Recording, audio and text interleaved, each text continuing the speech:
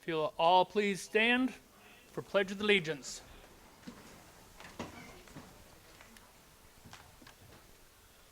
I pledge allegiance to the flag of the United States of America and to the republic for which it stands, one nation, under God, indivisible, with liberty and justice for all.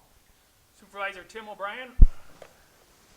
Our Heavenly Father, we thank you for bringing us together today. Guide our thoughts, our decisions, and our discussions. Help us to work with integrity, wisdom, and unity. Bless this meeting and all who are present. In Jesus' name, amen.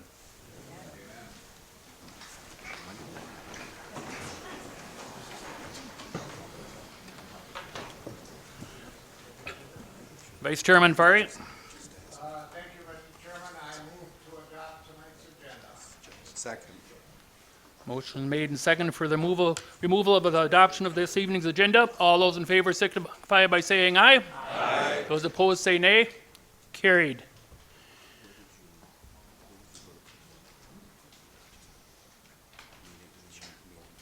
I can have Supervisor Nelson come join me, along with co-head coach Ryan Krings, Coach Steve Foster, and Coach Mike McNamee from the state champion Winnebago Wolves high school football team.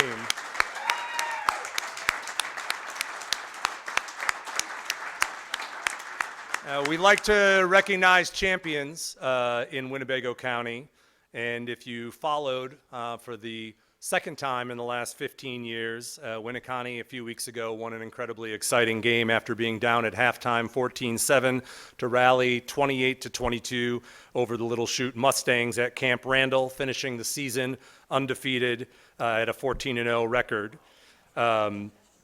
We want to recognize Superintendent Dr. Peggy Larson, Winnebago High School Principal Leah Michaud, and Athletics Director Tyler Lee.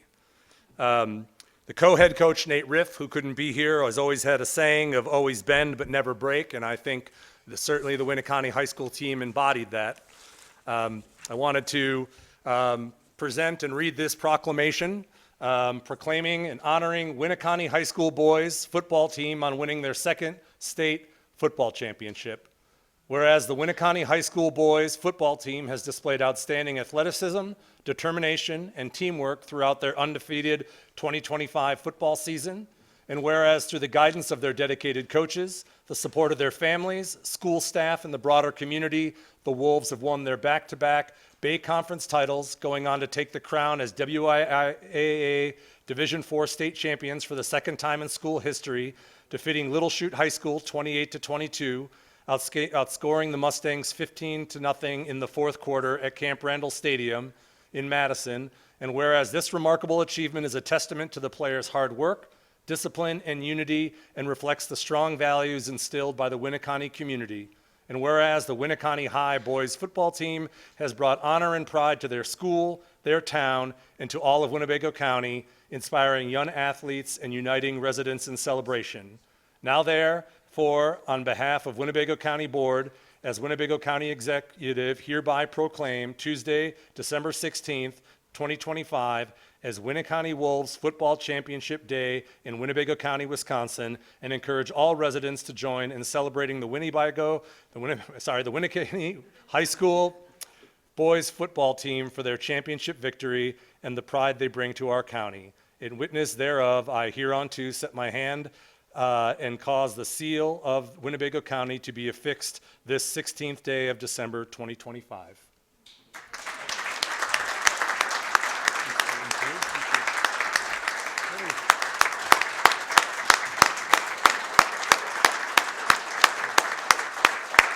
If you want to say anything, you can. I'll say it just a brief word. First of all, thank you very much. The support that Winnebago County has given us throughout this. We did have an escort going out of town and coming back into town that night from the Sheriff's Department along from our local PD and Fire Department. So that was huge for us. They did it back in 2013 also. Sorry we couldn't add any of the guys here tonight. They're already involved in their next season of sports. The basketball players have a game tonight. I just came from the wrestling practice, and they had 5 extra weeks that they weren't allowed to work this year. So We kept them that 5 extra weeks. A lot of guys are working tonight, but we really appreciate this. This means a lot to us, and thank you very much.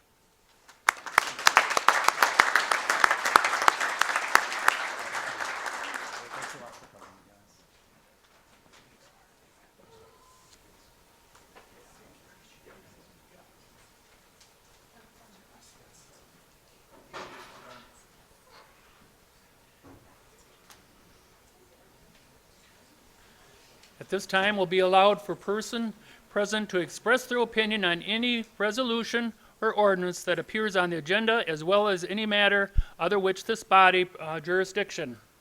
Pursuant to section rule 6.4 of the rules of the Winnebago County Board of Supervisors, the county board chairman shall limit all public comments to 2 minutes.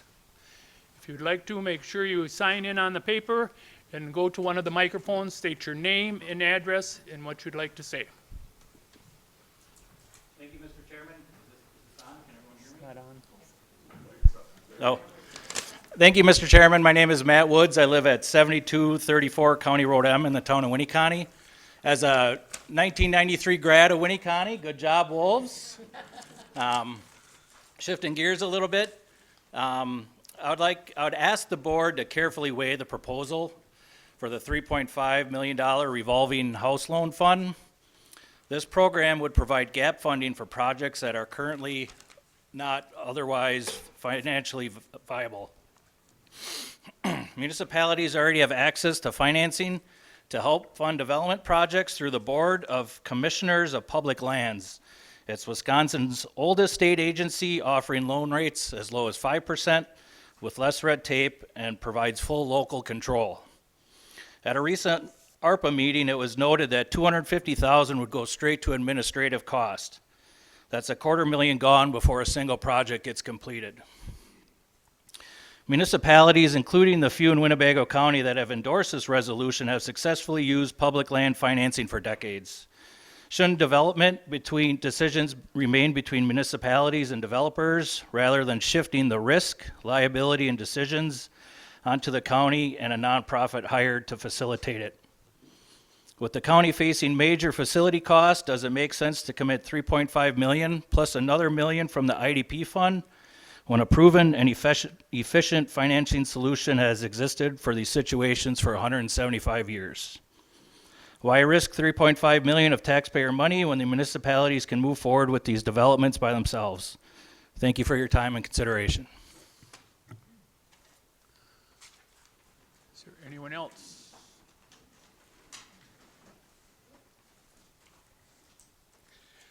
Good evening.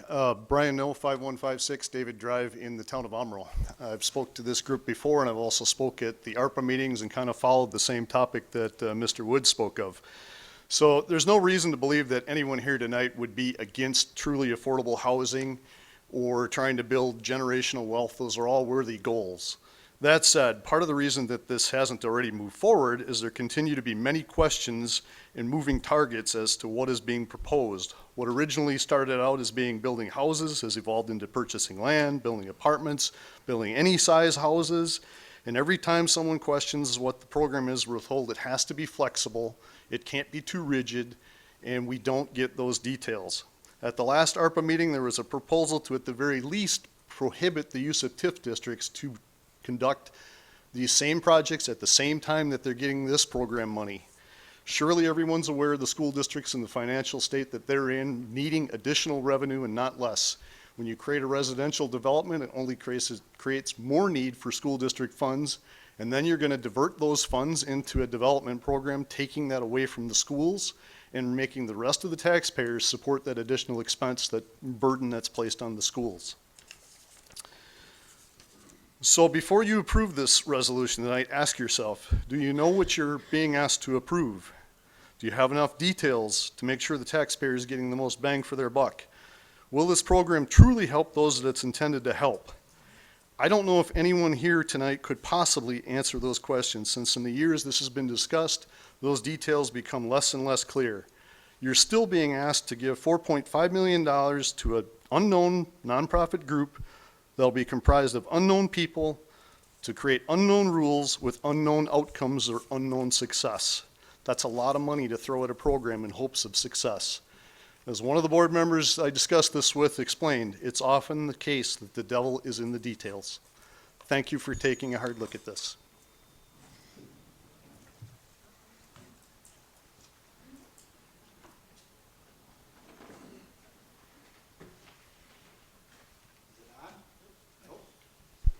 I know enough to look for the red light.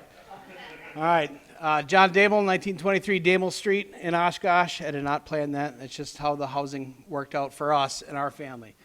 I understand and I appreciate both gentlemen coming to speak out with caution with the Housing Development Fund. I just wanted to speak to you as a citizen that as board members, you have a policy decision. Do we want to try to spur housing? Yes. How much do we want to put toward that? I would recommend passing the $3.5 million to spur housing in Winnebago County. I would trust the IDB, Industrial Development Board, to oversee what that $4.5 million total would do. And also, if there is a vacancy, since Sean Fitzgerald is no longer with the chamber, Brian, I would recommend you put your name in the hat to be put on that board. And that would be good, because we have to do something. Yes, I understand there's land trusts. Yes, I understand municipalities have had the right to build houses. But if you look at your net new construction for the last 20 years, it's not good. So something's got to give. I can't tell you how many challenges and how many applications I have for people trying to move into a 392 square foot house in a tiny house village because there are no options out there. I can't tell you how hard it is for me to find an apartment for some of the families that have moved up, got jobs, that just can't find a place that will take them because it's a landlord's world right now. The cost of doing nothing is tremendous and at this point unacceptable. So I would recommend that you give the money to the Industrial Development Board, let them weigh it out.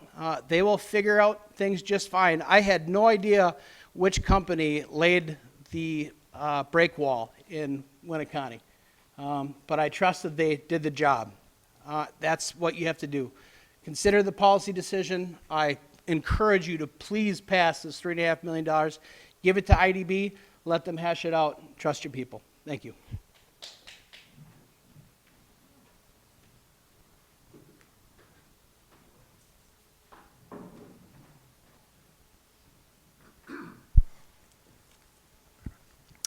My name is Joan Patterson. I live at 2430 Parkside Drive in Oshkosh. I'm here to speak on the revolving loan program to expedite housing development tonight. My biggest reservation is what defines affordable housing? From my perspective, I see and know a lot of young people who would like to buy a home and simply can't. I believe that is where the target would be. I would hope you could move forward developing this concept, that you will continue to look at where the real need is and focus on a more solid definition of affordable housing to make the biggest impact in the areas we are discussing. I would like to see a solid oversight committee pulling from many dependable and trustworthy sources. My other concern is using nonprofit versus just hiring someone within the county offices to oversee this program. I would like to know the pros and cons of each. I'm grateful for supervisors who are both for and against this. I think insightful questions from knowledgeable supervisors with backgrounds in this area are helpful on both sides to help cover any areas where clear information is lacking. I encourage you to both support and listen to the thoughts and concerns from all supervisors who take the time to read, research, and then bring their information to the table tonight. Thank you.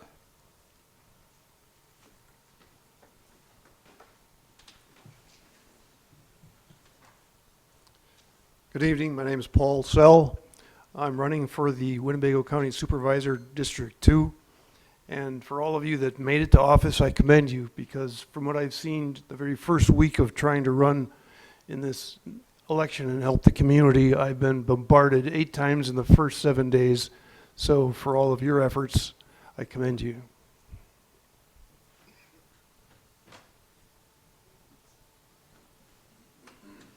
Is there anyone back in the audience wishing to speak?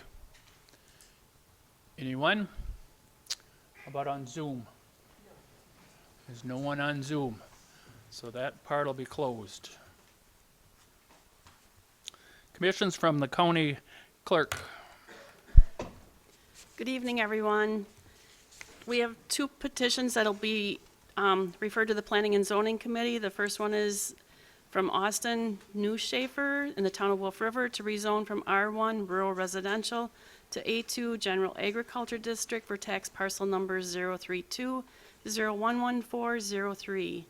The second one is for Castle Revocable Trust, with the executor being Ben Castle, in the town of Black Wolf, to rezone from A2 General Agriculture to R1 Rural Residential for tax parcel numbers 0040538, 0040545, and 0040539. We have one resolution from another county, from Forest County, that'll be referred to our legislative committee. It's a resolution urging legislative action to address county funding challenges under Wisconsin's tax levy freeze. Then we have one notice of claim from Charles Rowland for damage to his vehicle from a highway snowplow. And then I would just like to wish everyone a very Merry Christmas from the county clerk's office. Reports from committees, commissions, and boards.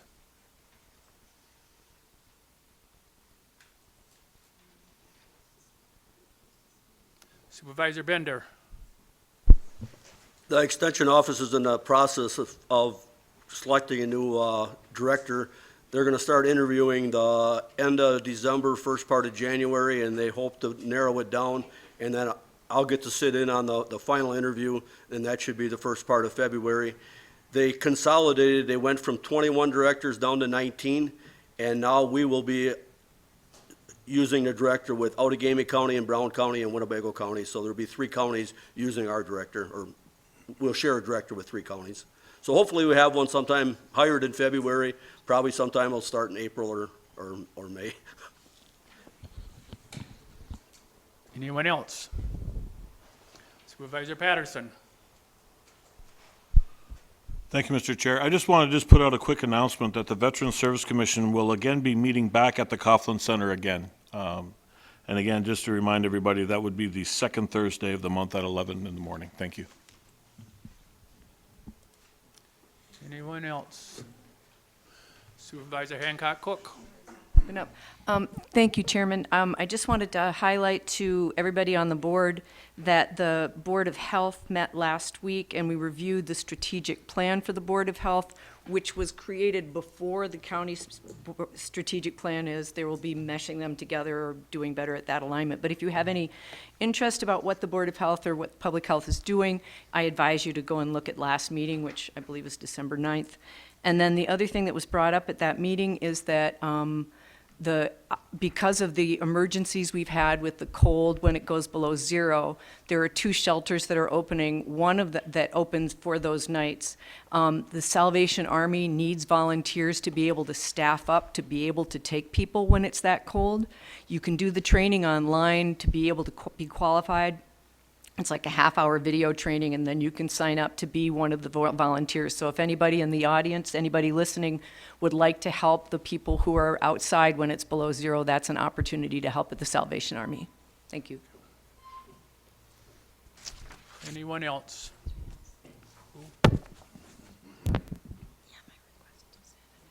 Supervisor Hintz. Thank you, Mr. Chairman. Because of the last couple of board meetings, I just thought I should let the board know that because of the ladies that we have had that have shown up with the issue with the Parkview elevator, that has been up and running since last month. There was one problem with a button. For some reason, they had corrupted software, and they actually had to reflash the entire the entire button system just to get that working again. But that's been, like I said, that's been up and working since November. Both ladies attended our last meeting, and we are addressing their concerns. And I just wanted everybody to hear that because they had shown up at a couple of our meetings and made their issues well known, and they are being taken care of by us. So hopefully I'll have something for you after next month's meeting, more than that. Thank you. Anyone else? Not seeing any names. Anyone on Zoom? Okay.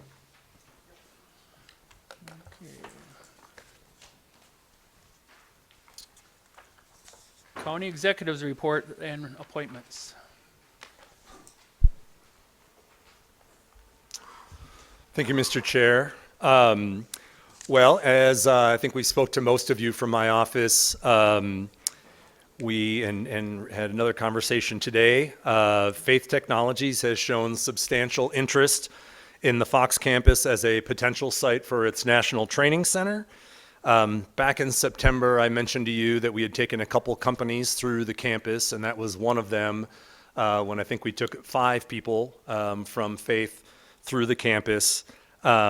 After some follow-up communications, they approached me towards the end of October about their interest in the campus, and as a demonstrated, I wanted to, as a demonstration of the seriousness of their interest, they agreed to sign a letter of intent with Winnebago County on November 17th. That gives them an exclusive 90-day window to review the property and consider proposing an offer to the county for the future use of the campus. They expressed an interest in the entire 43 acres with the exception of the child care facility, and we expect that whatever comes from this will have no bearing on the future of the child care center. They did ask during the 90-day window that we don't encumber the campus with additional contracts or uses as they explore the potential of the campus. Faith is growing and experiencing tremendous demand to produce more electricians to help rebuild the grid and work on projects such as data centers throughout the country. And their assessment will consider if our Winnebago Fox campus is a good fit with what their national strategic interests are. And they're also obviously needing to contemplate how they see things like the planetarium, CAC, and the field house fitting into their vision. So as we said in the release and communicated in our conversations with you, there's no proposal to discuss. We don't know what a potential would or would not include. But obviously whatever happens after the 90 days are up will ultimately have to fit Winnebago County's vision for the campus's future. I've been clear with the public, with all of you, and with Faith that the priorities for the campus have been to, 1, develop new tax base. Our separation agreement with Outagamie County said we have to deal with the redevelopment of the site, and our reward for that is adding 43 acres of new tax base to our county. The second was to preserve the legacy of the planetarium and the CAC as community assets. I want to see these spaces secured for the future financially for years to come. And the third was to add value to the Fox campus property, through housing or education or training or job creation or entrepreneurial opportunities.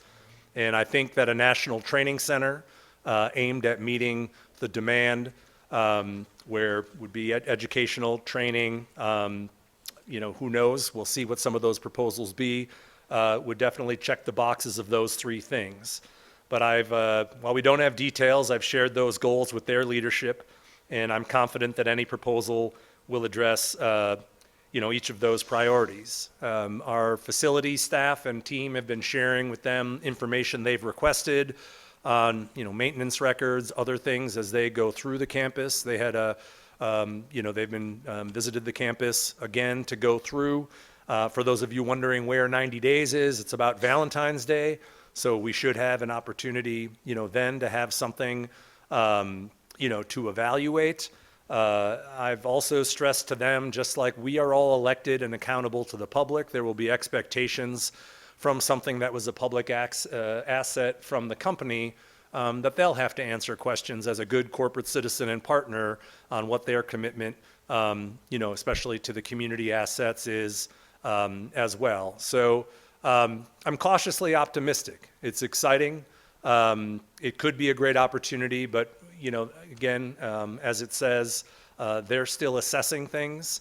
They have presence in other parts of the country as well, and they want to make sure that their expansion or any expansion that would take place on the campus fits in with what their national vision is as well. And I'll be sure to inform the board as we get, any more information. But right now, Valentine's Day is somewhat of the target date. But so I'm happy to answer questions about this, but we don't have any proposal to have a discussion off of, and I don't want to speculate and negotiate against ourselves. So we'll keep anybody informed about developments that happen between now and the expiration of the letter of intent.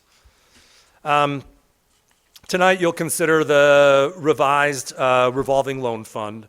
And we took this back to the ARPA Commission and really based on the discussion the board had last month, made a few adjustments to the resolution. And I was thinking more, I think Supervisor O'Brien had mentioned last month, and I don't know in the past, about maybe doing presentations on bigger subject matters at a board meeting, and then allowing the board a month to deliberate, ask questions, breathe before bringing it back to a vote. And we kind of did it that way a little bit this time, but I think if I had done it again, maybe that's a way that we would have done it, given that if you weren't involved in some of the committees that heard the proposal in August, it was a lot of information. It's a different kind of proposal. But there was a robust debate in here. There were a lot of questions answered. I know Lou Shear met with several supervisors to more specifically answer those questions. And we made adjustments at the committee level to address some that we heard were the biggest issues from the board on this proposal. First off, we removed any reference to accrued interest in the proposal. I think that just complicated things. While the level that is allocated for the revolving loan fund does match roughly the interest that has accrued, it made it more complicated. That was taken out. We had added a provision to line 45 to preference housing that was not in a tax increment district, but the ARPA Commission removed that. I think that came after a discussion from one of the housing groups that suggested that these kind of programs are more effective when you layer them together, meaning that a lot of housing incentives that spur new growth come when you have TIF financing and a revolving loan like this. The commission added on line 52 that this shall be applied to affordable housing only. The commission added provisions to lines 60 through 63 that would put equal number of members from the ARPA Commission, Industrial Development Board, Personnel and Finance, and county staff appointed by the board chair and the executive. And finally, we added lines 82 through 84 that required the county board chair to be part of the staff review of responses to the RFP and the county board to ratify awarding the bid. That was one of the big things we kept getting asked here is, well, who's this going to be? That would give you a chance to ratify that decision. This is a government-identified project. It comes as a request from our Industrial Development Board and from the Planning and Zoning Department. This program will be executed under the direction of county staff and members of the ARPA Commission, IDB, and Personnel and Finance Committee. This question's been asked and answered numerous times by me, your finance director, and your parliamentarian. As written, this resolution would give the county board final say over awarding the project to a bidder. Approving tonight's resolution does not authorize any money to leave the county coffers. As written, approving this resolution tonight would not only require the board to vote again on awarding the bid, but would also require approval from the established board that would include members of the ARPA, Personnel and Finance, and Industrial Development Board before any money is moved from the county accounts to the nonprofit account to be loaned out. There are many states in the country, Texas, Oregon, New York, Massachusetts, with localities and at the state level getting active in revolving loan programs for housing because they are seen as playing a key role in addressing our housing challenges.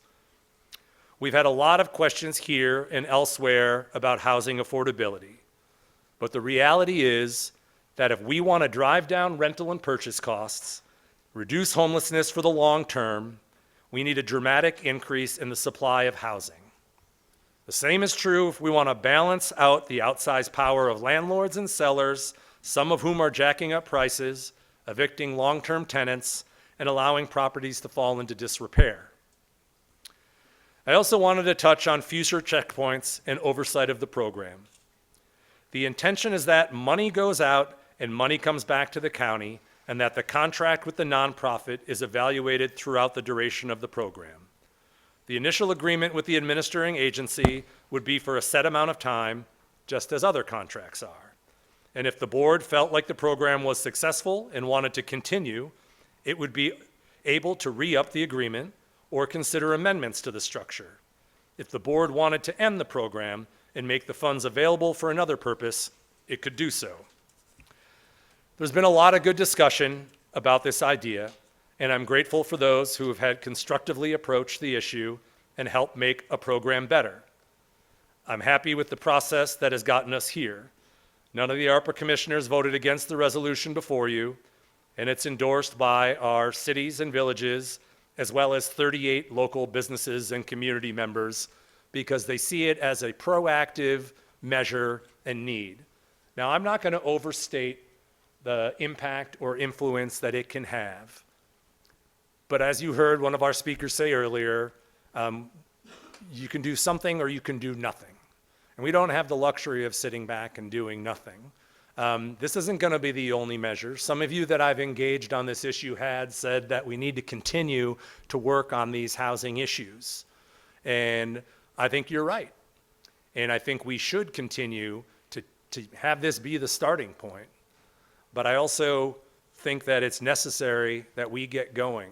We've seen counties that have been proactive and that are moving ahead, and there's been a lot of great work that's been done on this. I also need to address, the reason that the communities are supporting it is because they see it as a need. They see that there's a gap out there. We see community development block grants at the federal level at risk of being defunded. So there is going to be more of a need. We see some additional federal housing programs being cut, that there's going to be more of a need for these kind of things. So I don't think it's that they don't see available funding. I think they see it as a need. And I got to be honest, Town of Omro chair, you show up every time and you make a new argument on questions that we've already answered. You said we don't know who's on the board. I literally just said who's on the board.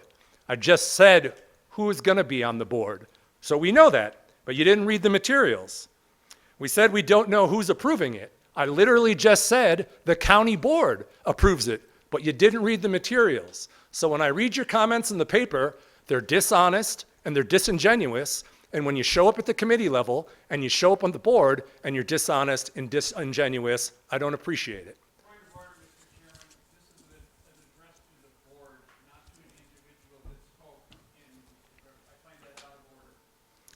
It's all right, I was finished.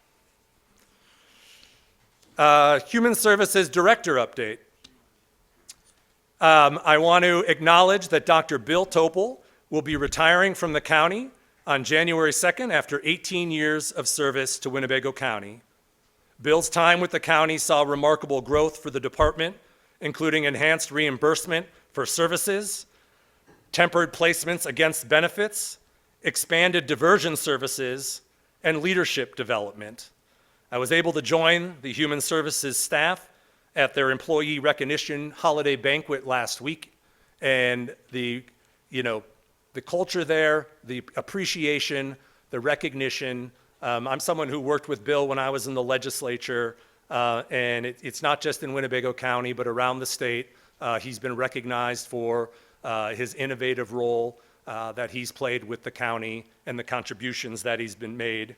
And if you could join me in giving Bill a round of applause tonight for his time with the county.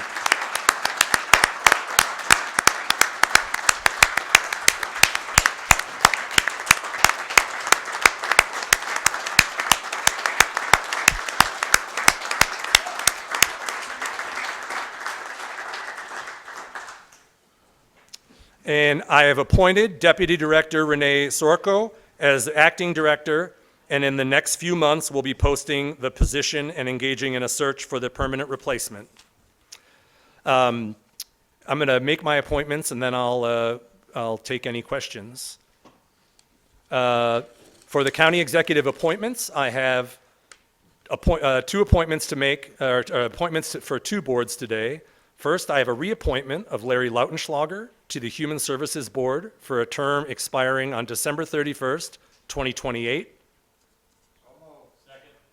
Motion's made and seconded for the Human Service Board reappointment of Larry Lautenschlager. All those in favor signify by saying aye. Aye. Those opposed say nay. Carried. Thank you, Mr. Chair. I also have reappointments to the Winnefox Library Systems Board of Trustees for Bill Bracken, Randy Fieldhack, and Supervisor Doug Zelmer. These terms all expire on December 31st, 2028. Motion's made and second for reappointment of Bill Bracken, Randy Feldheck, and Doug Zelmer for the terms expiring December 31st, 2028. All those in favor signify by saying aye. Aye. Those opposed say nay. Carried. And I'm happy to answer.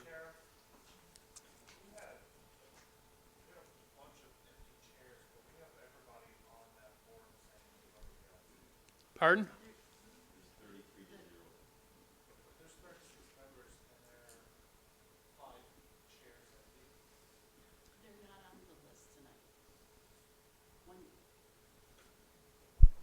When you see the vote on the screen, the empty chairs are not on my list. So then I can mark all as yes that are present.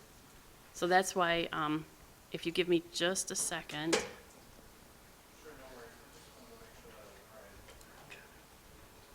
If I mark all as yes, and that it passed, There's it's. three that are excused. I do know that. She just got here. I voted yes from the back. Well, I didn't hear that because we look at the chairs, so I'm sorry about that. Got to be seated in the chair. So I'm showing that 3 are absent, and that's why you're seeing the 33-0. You're welcome. Any other questions? Supervisor Bender. I had a few people call and ask why we didn't use the Industrial Development Board, and how I explained it to them is we're looking for a nonprofit with more connections to get matching funds, and that's why we're putting out there for bids. And I believe that's correct, right? I'm giving them the right information. Yeah. That's what we're using the nonprofit for, because we'd like to see that $4.5 million become $9 million if we could find a nonprofit that had the ability to say to Ask Ascension, you know, would you be willing to throw $1 million in? And then that fund will even grow larger, where if we use the industrial board, that's not probably going to happen. It was one of the reasons. One of the reasons. Yeah, I mean, the connections, the expertise, and then also if you have a company is unlikely to give money to a government entity if they can get it as a write-off by giving it to a nonprofit. But I'm sure I'll get more calls, and I just want to make sure I'm giving them the right information. Yeah. That when we pass this tonight, we're really not approving anything other than the fact that you can put it out for bids. We will have the final approval when you pick the nonprofit with the chairman of the county board. So we'll know who's going to be running this, what their connections are, and if we feel they're going to have the ability to raise more funds for us, to grow our funds so we can even do more good. We can do more with $9 million than we can with $4.5. Yes, and I think that they, will be able to answer the board's questions better than, we were able to last week. I think that was part of the question that, we had from the board is, and they'll still be, when it's awarded, they will still be creating the program, but I think it will provide a, level of comfort that I think a lot of you wanted to have before you moved forward with it. Thank you. Supervisor Swan. Thank you, Mr. Chairman. County Executive Hintz, I just wanted to ask about the Fox Cities campus. I know you addressed this in your presentation, but my particular interest is in the response that the potential buyer had regarding the CAC. Are they amenable, do you think, in your discussions to providing that facility for community use? how, you know, how, just in terms of their feedback, yeah.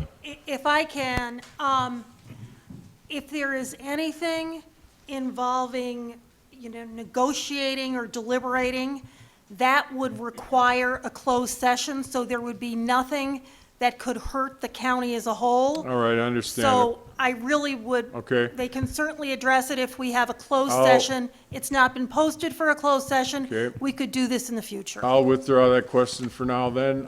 Could I ask also, maybe I can't ask this question either. Well, you can ask it and then I'll tell you if you can't. How's All that? right. I mean, it's, okay. I will ask, do you think that as part of when it becomes reality, an offering process would include the buyer or the county obtaining an appraisal on the property? Again, I do not want to get into that at this point. Objection. So, well, yeah, we can say that it would require an appraisal, but I do not want to go beyond that. Okay, that's enough. Thanks. The agreement, if you remember, the agreement, the purchase agreement with Outagamie County requires an appraisal for the highest and best use of the property. And by this user, probably, at least initially, they wouldn't have to obtain a zoning change because it would be continuing an institutional use. I think for this is them. where Mary Ann's going to give me the hook.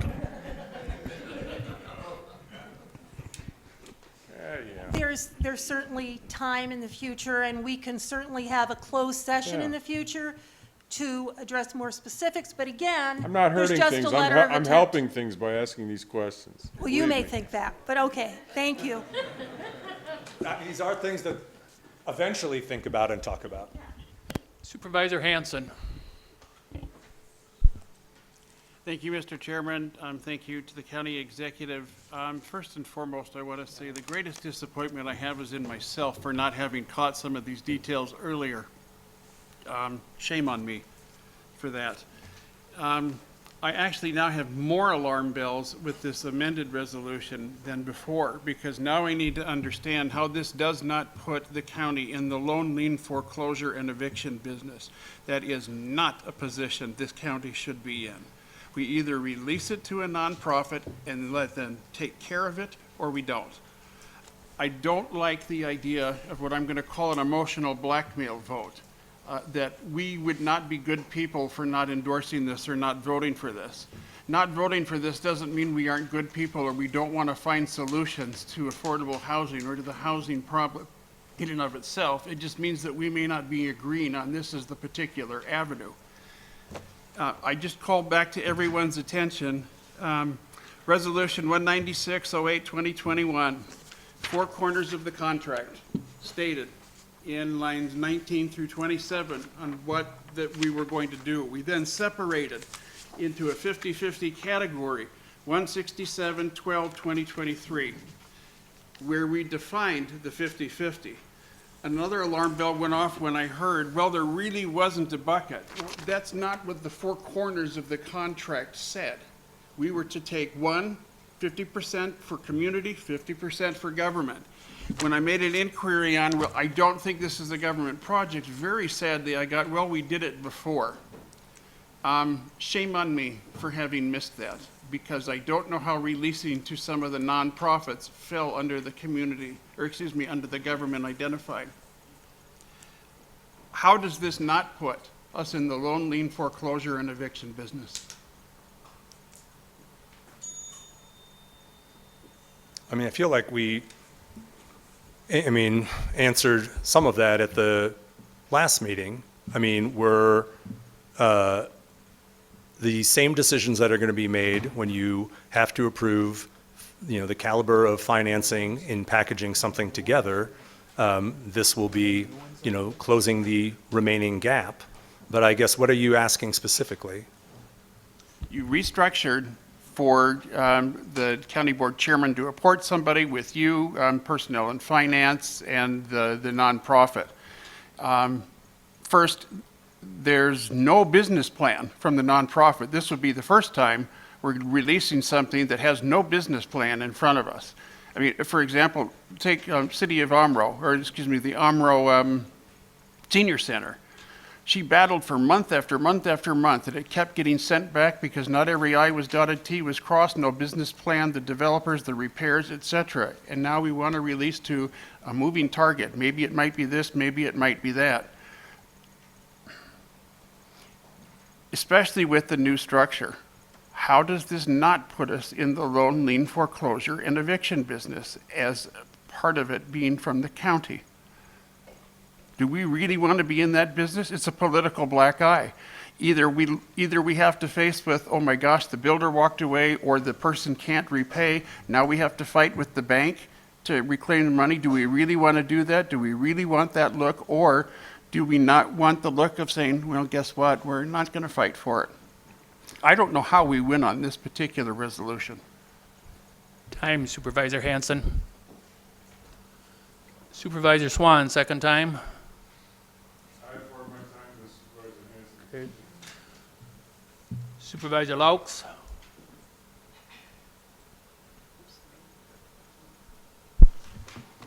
Thank you, Mr. Chairman. I'd like to point out that the county has public housing, and so we do rent to people, and we occasionally have to evict people. We are in that business already. And on a similar note, going back to the UW, what used to be the UW campus, I'd like to point out again, as I did last month, that we do need public housing on the north side of Winnebago County. And that's land that is up there that we already have. But that's it, just a comment. Thank you. Supervisor Nelson. Thank you, Mr. Chairman. I possibly had the privilege of being a recipient of a county loan 15 years ago. I was building a building in Winnebago. The IDB board actually approached me to see if I wanted a low-interest loan, which of course I did. And county did not have the money, but solid waste had money. The IDB borrowed the money from solid waste, and then they would not give the money to me because they didn't know whether we'd pay it back. So the IDB board loaned it to the Village of Winnebago IDB board. They liked the project, they trusted the project, and the Village of Winnebago loaned the money to me. By the time it went through, I was still at 3.5% instead of 7.5%. So it helped us get a start. My question is, why can't the county loan that money to the municipality? I don't know that the county knows exactly what's good for the Village of Winnebago. The city of Menasha may very well want apartment buildings because they don't have the land to sprawl and expand. We could loan that money to the municipality. The municipality knows what they want. They know if they want a subdivision, they know what kind of housing is necessary, and it would leave the county somewhat off the hook. I would trust the city of Menasha to repay the county. I would trust the town of Omro to repay the county. We could be involved in helping spur this, and we could eliminate just a ton of red tape and nonprofits and $250,000 to administer the project, and we would be helping promote housing in the entire community in the county based on what each individual community, municipality thinks is important to them. Time, Supervisor Nelson. Thank you. Point of order, aren't we supposed to be asking questions during the discussion? This is asking, right now, we're supposed to be asking the executive direct questions, correct? Right. So make sure you're asking questions, don't be telling them. Supervisor Swan? No? Okay. Supervisor Hanson, No, I'll let others go. Just like Mr. Bender's in Supervisor the queue. Laux, second time. Supervisor Bender. To ask the county exec, we are kind of in the repossession. We just took 3 houses back for back taxes that we put up for sale on wisconsinsurplus.com. So we already take houses back, so if we foreclosed on a loan, it would be no different than somebody could not pay $250 on their property taxes for 3 years, and we'd take their house. So we already are in the foreclosure business. We got 3 houses on wisconsinsurplus.com that we're selling for back taxes that they're positive that they have more equity in the house than what they owe, but because they didn't pay their taxes for 3 years, we take the house. That's just the way the law is. So we're already repossessing houses. Is that not correct? In your example, yes. Okay, any other questions? Pardon? Supervisor Hintz. Thank you, Mr. Chairman. Just because there wasn't a question asked and Supervisor Nelson timed out, I would like to ask, was what he was speaking about considered, and if so, how did that go? So I think we need Yeah, I mean, an it gets answer to back that. to and Supervisor Cox and others, had a discussion about, whether this is a program that would be better administered in-house or out-house. And, like the revolving loan program, we have farmed that out to be done by a nonprofit to administer as a way to determine, what the best projects are with those resources. You can imagine some of the conflict for the county in trying to prioritize which communities are the best recipients, would create a challenge unless you tried to do a per capita formula instead of a what's the best project formula. We also don't have the in-house expertise as of right now. And we also, as mentioned earlier, there are financial advantages to leveraging those resources to get secure private resources coming from a nonprofit than coming from a government entity. The $250 at administrative costs would be repaid with the interest, that is accrued. And, for those still, adjusting to the concept of this, I would go back to the idea of the revolving loan fund, which I think most of you have gotten comfortable with, as an example of where we partner and give resources to a nonprofit to administer a program, albeit at a smaller scale. We are talking about more money, but it is it is revolving. And it is, if you're talking about housing, it's necessary. On risk, I'll say there is some risk, but there's probably a lot more risk with doing nothing. Supervisor Howard Miller. Thank you, Mr. Chairman. I'm not aware of any nonprofit that is in the home loan business. Could you give me some examples of nonprofits that are in that realm? Well, there's Habitat for Humanity, but they're different. But the Sheboygan Economic Development Corporation is who Sheboygan County used.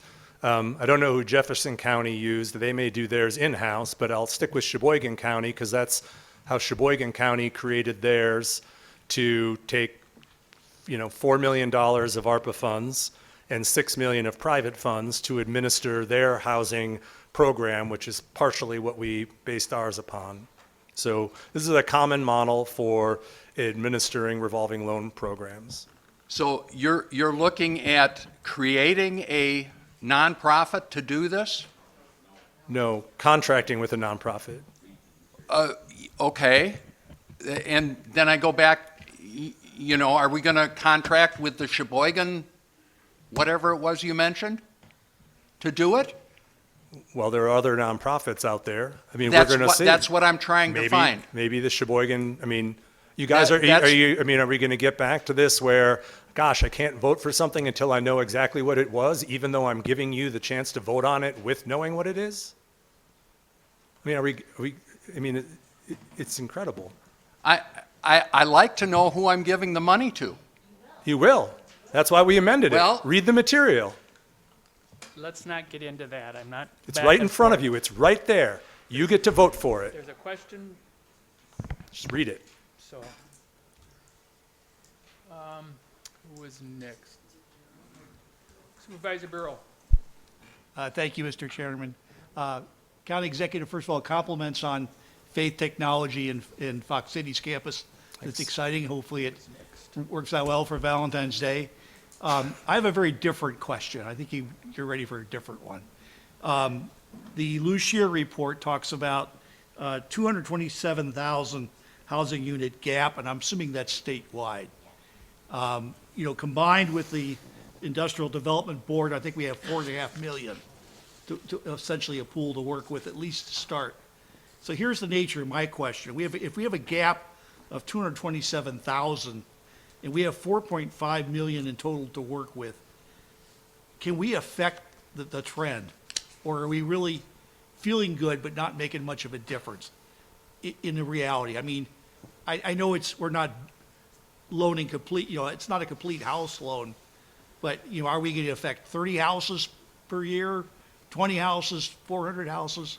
Some sense, because again, maybe there's other options we haven't thought of here. So I think this is a really good question, and it's a number of you that I've spoken with over the last few weeks about what success looks like. And Yeah. it's why I'm not overselling that this is going to change the world.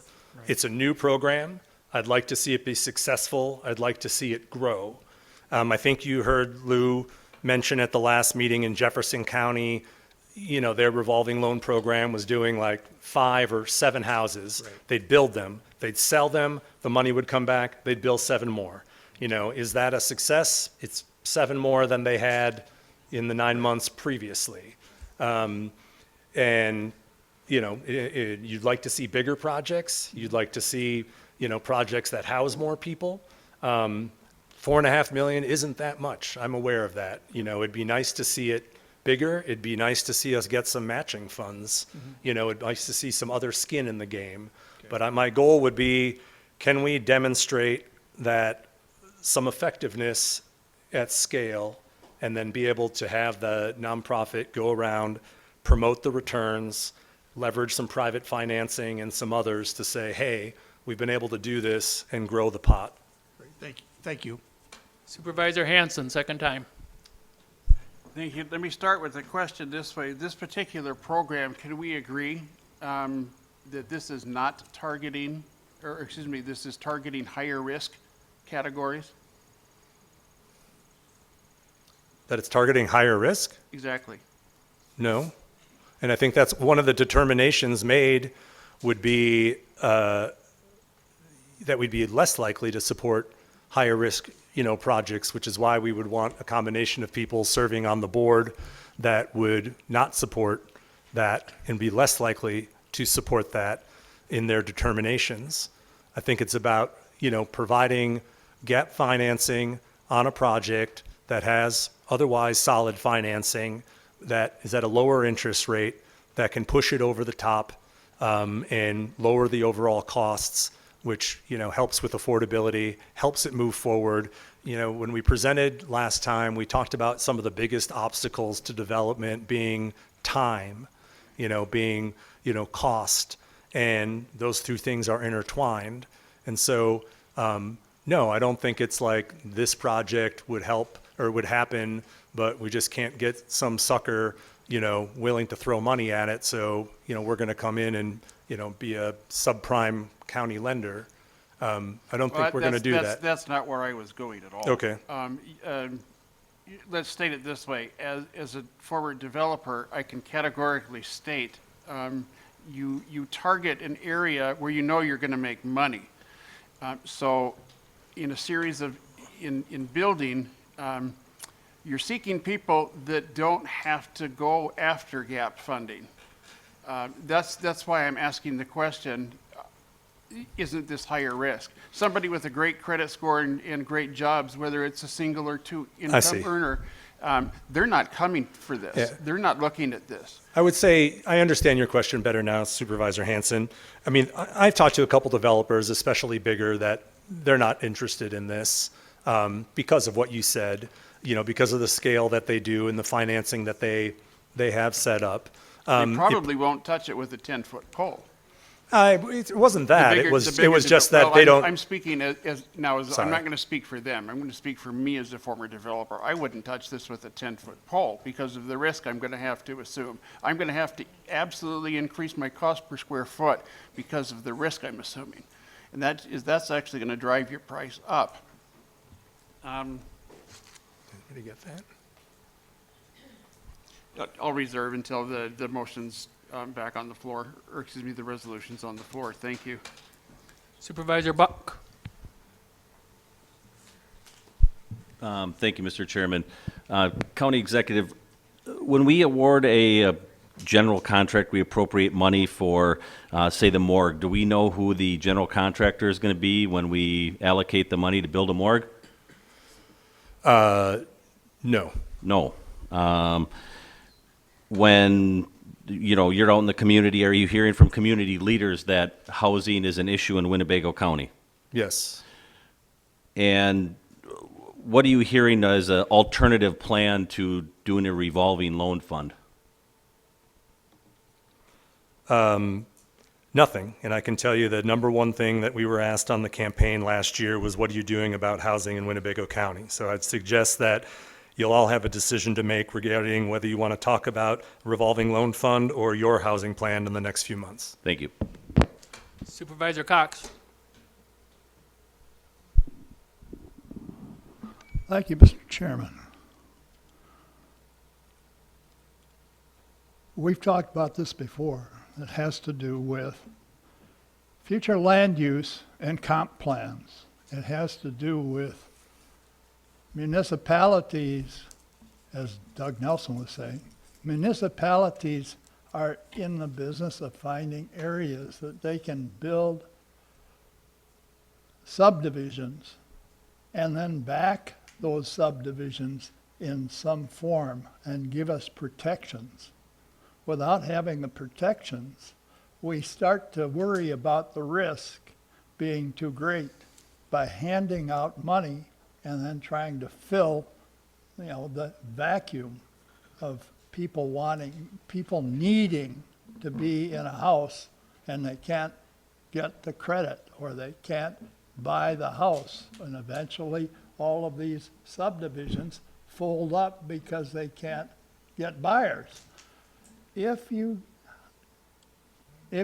buddy up with municipalities and the builders who are backed with some form of LLC, some way of protecting themselves, okay, you start to gain a little trust in how we prevent the risk from getting too high.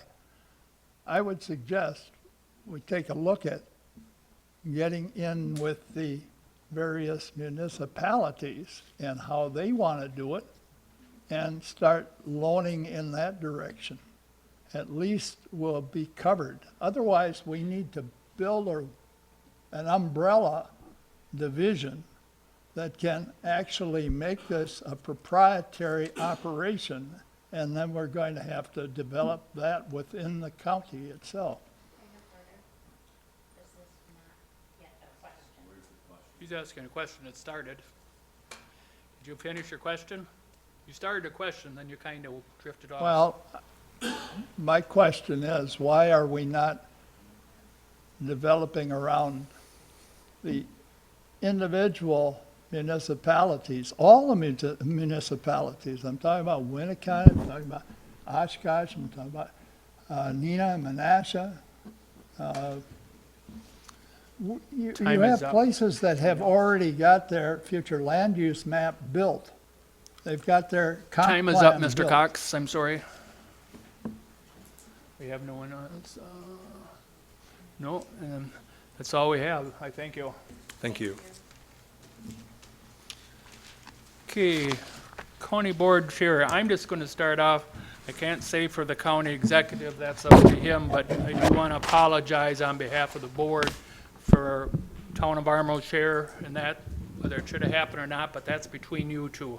That should have never happened here in front of us. So I just want to apologize to you and both of you. Hopefully you can work it out. As you notice, we're back to that 2 minutes on. We're trying to keep that going because as you noticed right there, we would have been another hour and a half just on that subject. We could have kept right on talking. So we're going to try and keep it on that because we know at the end we're going to be back on that. So we're going to try and keep on that 2 minutes. You'll get 2 minutes. It used to be 2 minutes, and sometimes, well, if we didn't know and Julie and I didn't communicate, well, it should give the 4 minutes or 3 minutes or whatever. It isn't going to be any more 2 minutes. When that's done, if you want to call back in, you get 2 chances. So, supervisors excused this evening is Supervisor Nussbaum, Stafford, and Powers.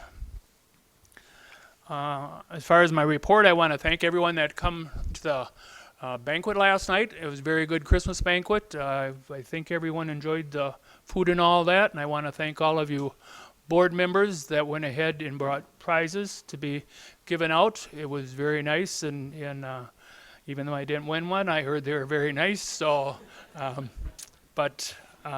no, it was very good food in that. So if you ever want to go for a ride, just go on up in there. I think you'll be surprised.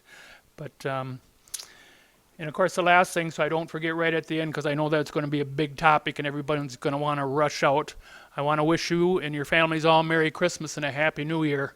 Like I said, for you all rush out right at the very end, and then I usually am stumbling around there trying to get it said. So from the bottom of my heart and our family, we really do wish you all the best and a happy 26. So, and at this time, I'll give my appointments. I have an alternate. I am on the East Central Wisconsin Regional Planning Commission, but I would like to appoint an alternate of Supervisor Walt Albrecht to take my spot.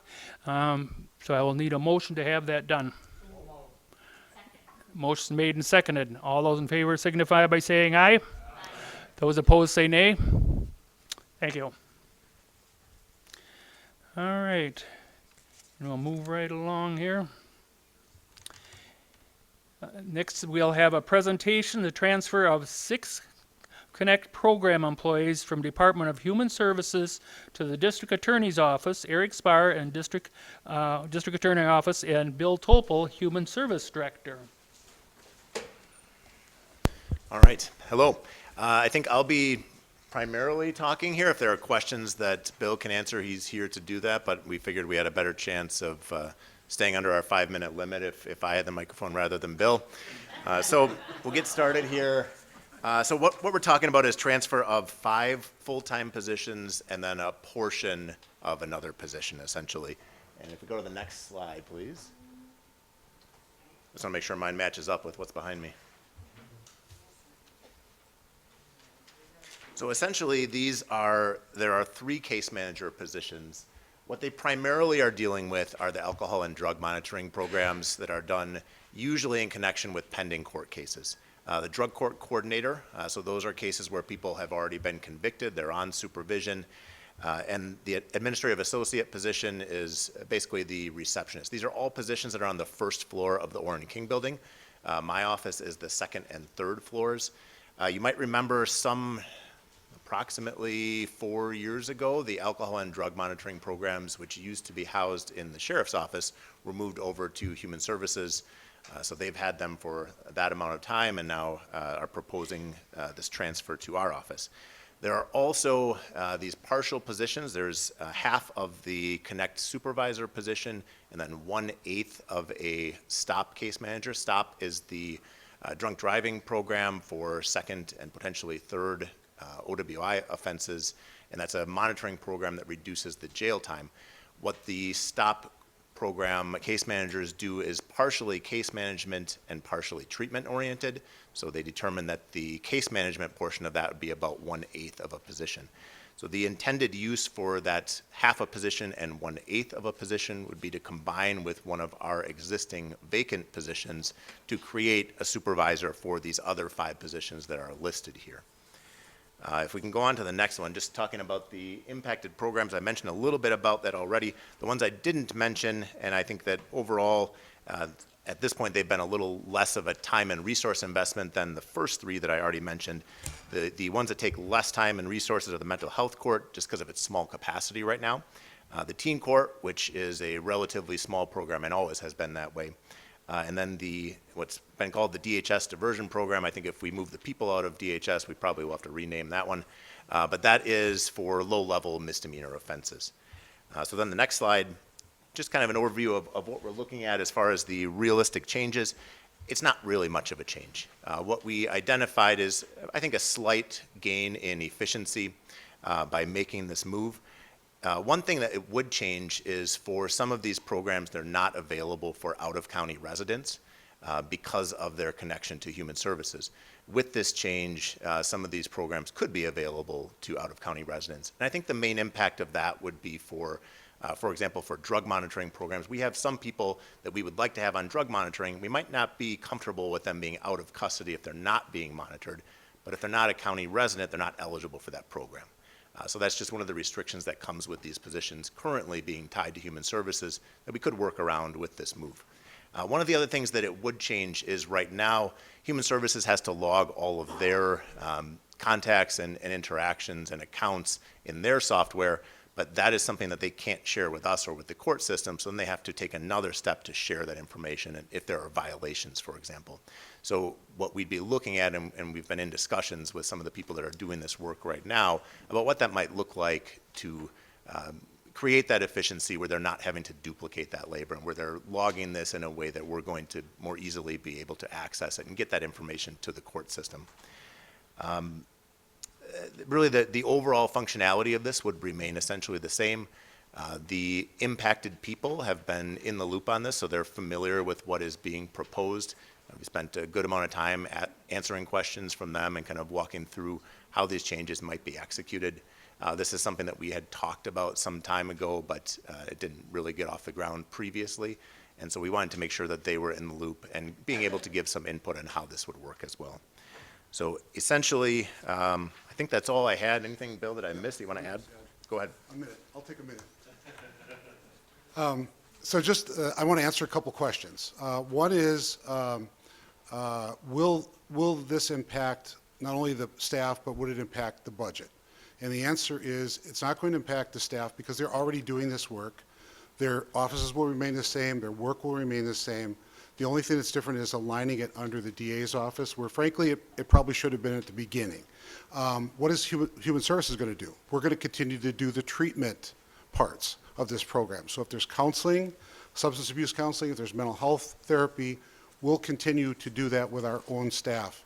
That will not be going over only caseworkers who are going to be doing more of the administrative and court-related functions that we were doing, but really didn't technically have to do. And it's better alignment with Eric and his staff for the reasons he mentioned. So there's not going to be a budget request because all the budgeted salaries and fringe and the expenses will simply go from, you've already approved that in next year's budget, so it's already there, and we'll just move from our budgeted accounts to the DA's budgeted accounts. So when you see this coming to you next month for a vote, there will not be any additional costs that we are going to be asking for, okay? Second one is, I want to answer this question, why didn't we do it in the budget? And I am a big believer in we should try to get all of our positions inside the budget. And honestly, there were a lot of moving parts this budget year, a lot of high priority people, and really this one was important, but it just was, because it was simply going to be transferring who's going to supervise it, was a lesser level. We didn't get to it in time to include it into the 2026 budget. And if we wait until 2027, we're going to miss an opportunity that Eric needs to serve other people who are being monitored by their office but not our county residents. So I think it's a win if we do it now rather than wait for the 2027 budget. So just wanted to answer that for you. And any other questions you have Supervisor for us? Buck. Be happy to answer. Thank you, Mr. Chairman. Thank you, Dr. Topol and District Attorney Spar.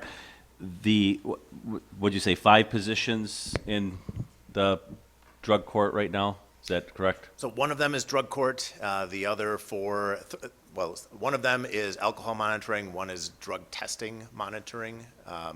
and the other one has a couple other programs like mental health court, teen court. So one of them is drug court directly, but 5 total positions and then a partial position beyond that. And the employees who currently monitor this or work in this, they're good with it. This is not a big change for them at all. Yeah, so we've had conversations with them, and I don't want to totally speak for them, but I think they had, when they first heard about it, there was concern. I spent a number of hours speaking with them and with some of their supervisors as well, and I think everybody seems pretty comfortable with that. You might hear about it if they're not, but everybody seemed okay with it after we talked through what some of the details looked like. I think there was just a little bit of a shock or hesitation when it first came out. Change is scary, definitely get that. But as we started talking through things, people seemed a lot more comfortable. Thank you very much. There's also an opportunity to transfer back. If any of them wanted to transfer back to Human Services, we have some openings, so they're aware of that as well. So it's good. Thank you. Supervisor Patterson. So I guess my question is, you've really got 4 people that are actually out there doing the work. You've got an administrative associate. To what extent do they really need a supervisor? Is there not somebody that could be overseeing these folks already in the department? Do we need to actually add a supervisory position for 4 people? Yeah, we did have some conversations about that, and we were trying to figure out a way around that. There are, well, one, there are issues that come up, and it's good to have a single point of contact that has, that can say, here's what we're going to do. Mm-hmm. The other thing that eventually we want to do is have that person establish additional community connections and things like that. So we talked about, and this might have gone differently if we didn't have the position in our office that we were looking at essentially handing over to this new project. But yeah, we had those same discussions.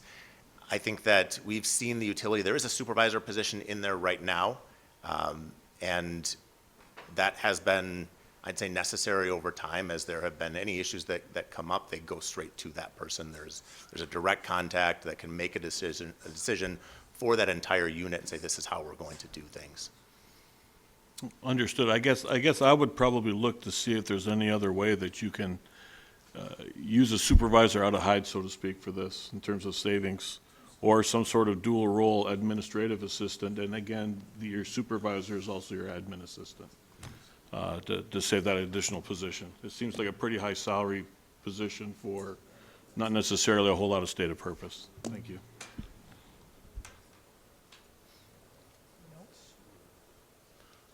Okay, that's the only ones that we have, so thank you. Thank you.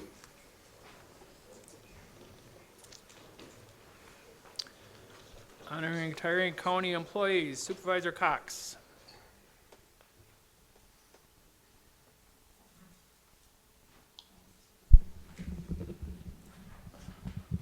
Thank you, Mr. Chairman. I would like to make a motion to accept the resolution for the commendation of Ronald Newstefter. That number is 0208-122-025. Okay, here a second. Seconded. Thank you. Do you want to read it now? Ron Neustifter started his career in 2000 as a custodian in the facilities department and quickly moved up to maintenance worker. In 2001, he transferred to the highway department and became a janitor watchman, and by 2002, he was promoted to highway operator, a role he's proudly held for the last 24 years. Ron has always been dependable, hardworking, and willing to help with anything that needed to get done. His positive attitude and commitment have made a big difference to everyone he's worked with. Mostly, he will be missed during the week of Christmas. During that week, Santa, dressed in the finest suit Santa owned, was typically seen driving a golf cart in the parking lot, playing Christmas songs and greeting the employees as they arrived at work.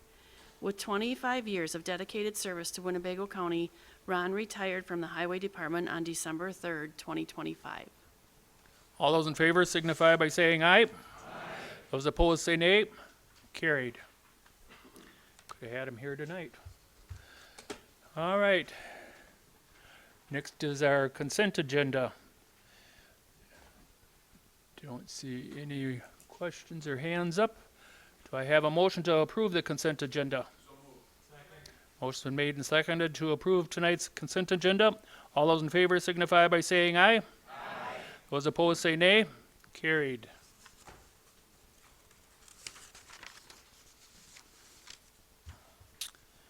Next is our business items. Resolution 0204-112025 authorized $3,500,000 of Spirit funds to partially fund a revolving loan program to expedite housing development in Winnebago County. Vice Chairman Fari.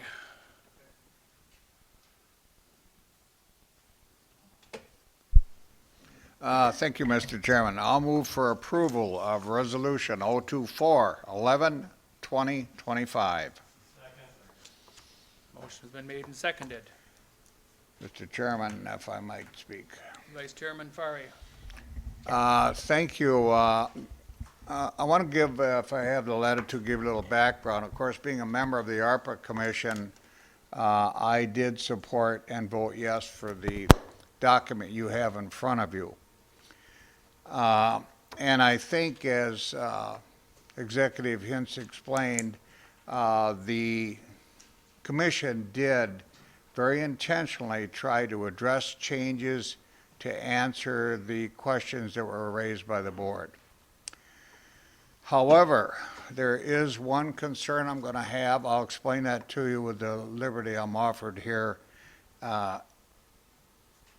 to offer an amendment. If you would go to line 45, excuse me.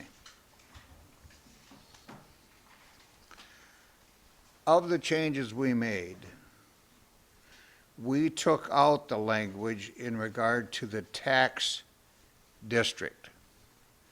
That is a line through it. Are not in a tax district. So this means currently with the language, this program could be coupled with a TIF district, obviously to promote the establishment of the subdivision. And I was fine with that based on current law that creates TIF districts. Even though in these TIF districts, the school districts do receive less funding. A concern, but I'm told that certain school districts, in this case Amarillo, is not really concerned about it. However, there is a pending bill, and I'll read that to you. Assembly Bill 706 and Senate Bill 696, which is an enhancement of a TIF district just for these subdivisions. So in other words, the amount of TIF would be enhanced. Usually it's just utilities, water, sewer, roads, right?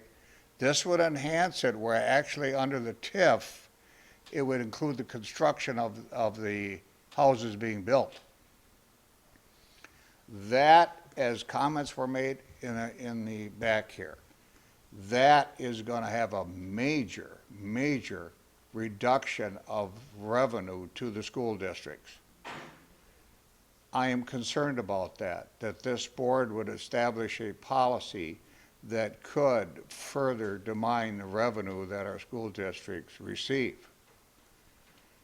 You must remember, the less revenue they receive, we have to pick that up. But to compound the issue, we're talking about subdivisions, houses being built, families moving in with children. So you have more children going to a certain school district and less revenue from those houses that are built to support the children in that district. To me, this is very concerning. I will offer this amendment, and that is simply to reinstate that language. Point of clarification, you mean TIF or TID? Because it's TID in there now, TID. Tax Increment District. That's TID. Yes, sir. I'm sorry, I'm using layman's terms. And I appreciate that, sir. So my amendment would be to add, we took it out. My amendment would be to put it back in. I don't think it is just for us to set a policy that these subdivisions that we're trying to promote are going to be established and double dip within that kind of a TID district. Motion has been made and seconded. Tim. Steve Binder on the amendment. Supervisor O'Brien on the amendment. Yeah, regarding the tax increment districts, I did a little bit of the math on that. So basically, like I take like a house that's for sale, that's $250,000, annual property tax increase of say 2%, and I use a county mill rate that I got from just where I live, and then and basically you can kind of do this math, and what it turns out to be is over the course of the TID, it's about 10,365. So one house, this is what I say, this is the loss of tax revenue to the county, okay? The county would lose $10,365. On a 100-home development or whatever, you're talking $1 million.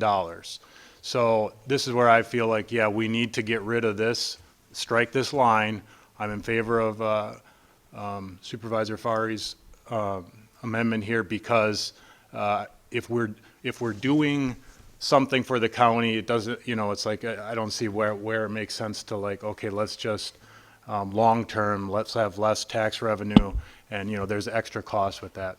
Now I understand that there's we talked about layers, and the terms that we use are kind of layers, and we need to stack, and it's like I get that. These are both like financial mechanisms. A TIF is a financial mechanism, and so is this revolving loan fund. And yeah, if you like stack enough financial mechanisms, you get to the point where it's like, yeah, this makes a lot of sense. But at some point you gotta kind of have to weigh that out. So it's like I think if we have the revolving loan fund, it should not also include the TIDs.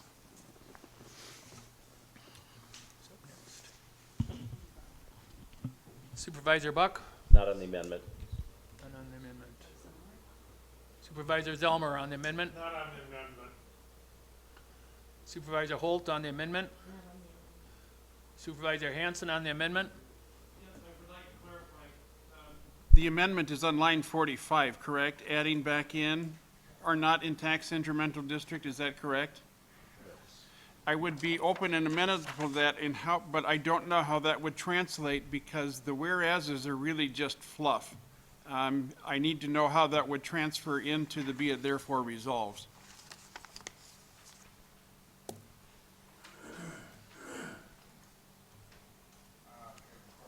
She is. She's looking it up right now.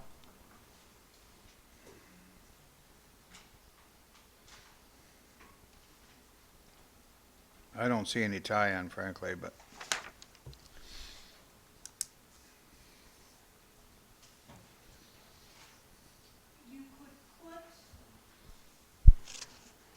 Between lines 69 and 72, now therefore be it resolved by the Winnebago County Board of Supervisors that it hereby approves $3.5 million of spirit funds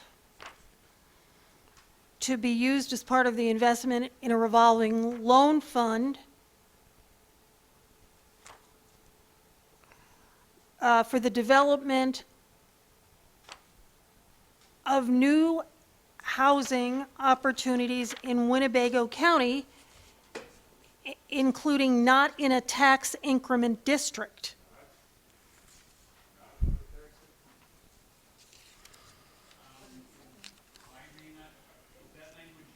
screen right now, or is that language that I'm supposed to have in front of me? Because I may have missed that on the agenda. It is language that is in the resolution that was in your packet, and it should be on your screen. And it's the language that was struck in terms of are not in a tax increment district under the whereas clause. So essentially, I just put it in the be it resolved because I know your concern was that it was not in the resolved clause. We've got a question on the floor here. Let's clear that up, and then I'll come to you here next.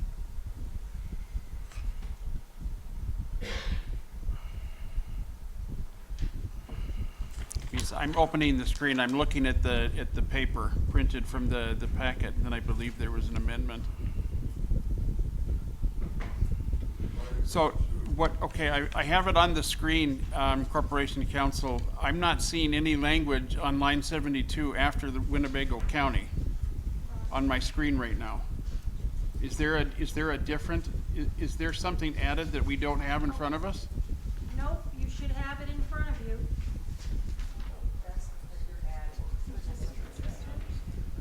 Oh, right. Yeah.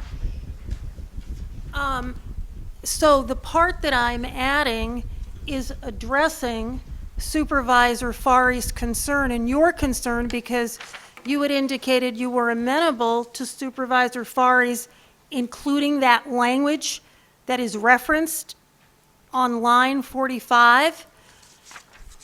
So essentially, I took what was in line 45 in the whereas clause and put it in the be it resolved clause. I thought you were saying it was already on the existing document. Apologies. Well, it is in line 45 in the existing document. It talks about are not in a tax increment district. So since Supervisor Fari wanted to put it back in and said, where should we put it? Since you wanted to be it put in the be it resolved, I put it in the be it resolved paragraph on the fly right now. Statement on line 45? Yes, Okay. yes, it's echoing that. Simply was, it's not in the result, and I don't know that we've addressed the amendment yet by vote. Vice Chairman Fari, before we amend the resolves. So what is your question? I'm sorry. I think we have to resolve the amendment first from Vice Chairman Fari on line 45. Right, but then you before we add raised- any well, I'm just saying it's not in the resolved. So. Okay, so we can certainly address that, and then I if am you want, saying we can address I am yours. saying I might be more amenable if it's in the resolves. Okay, so then we should, as parliamentarian, I would say then we will, assuming there are no further questions concerning Vice Chair Fari's. Are you asking for a TID to be put back in or not a TID to be put back in? Taken out. My understanding is Vice Chair Fari is asking. You want a TID district. He wants a TID district, so don't put not a TID district, put.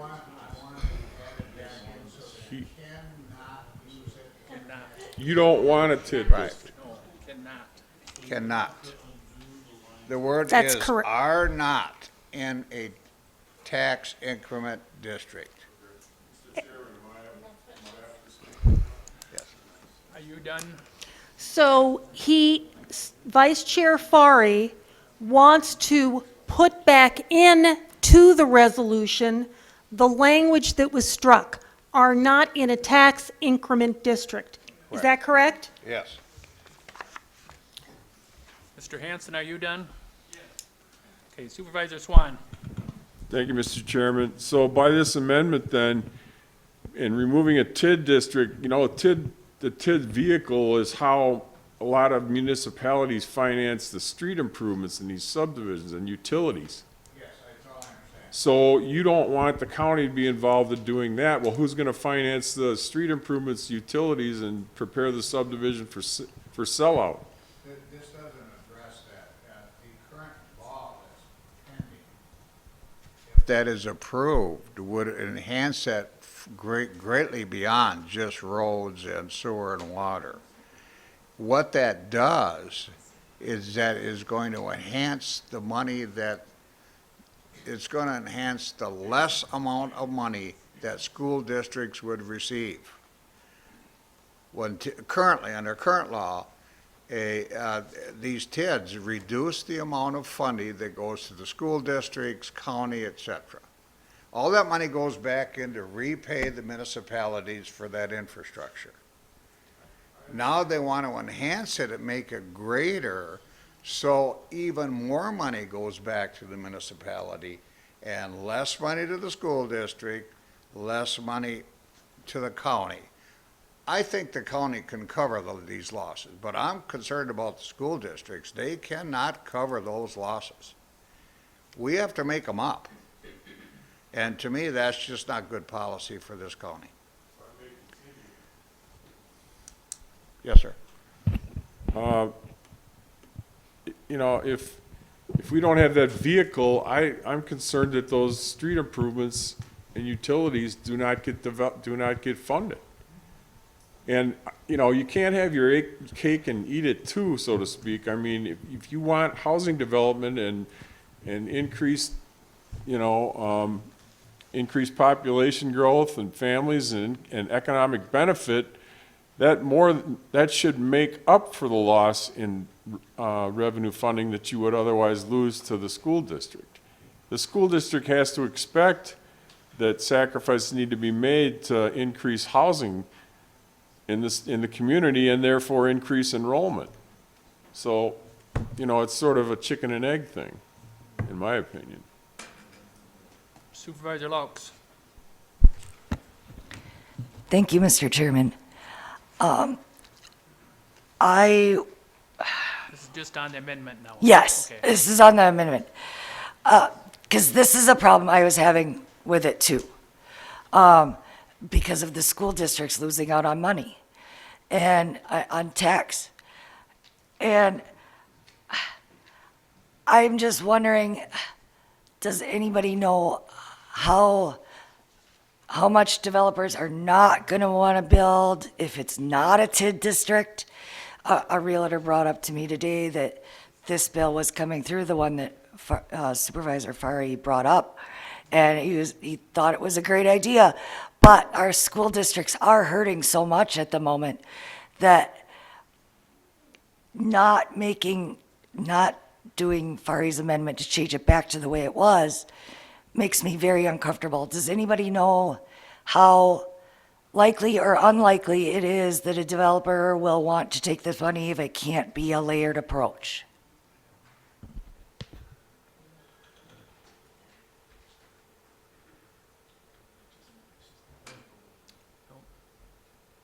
Guess no one can answer your question.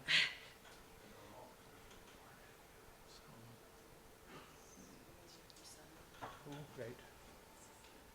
Sorry. Supervisor Facetto on the amendment.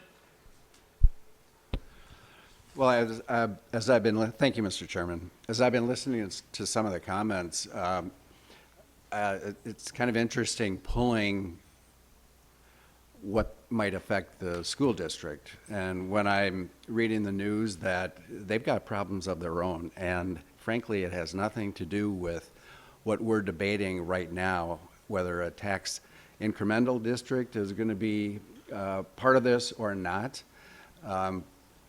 Obviously, that's their issue. In terms of the legislation, I get it when you're following that, but it's pending right now. It isn't currently law.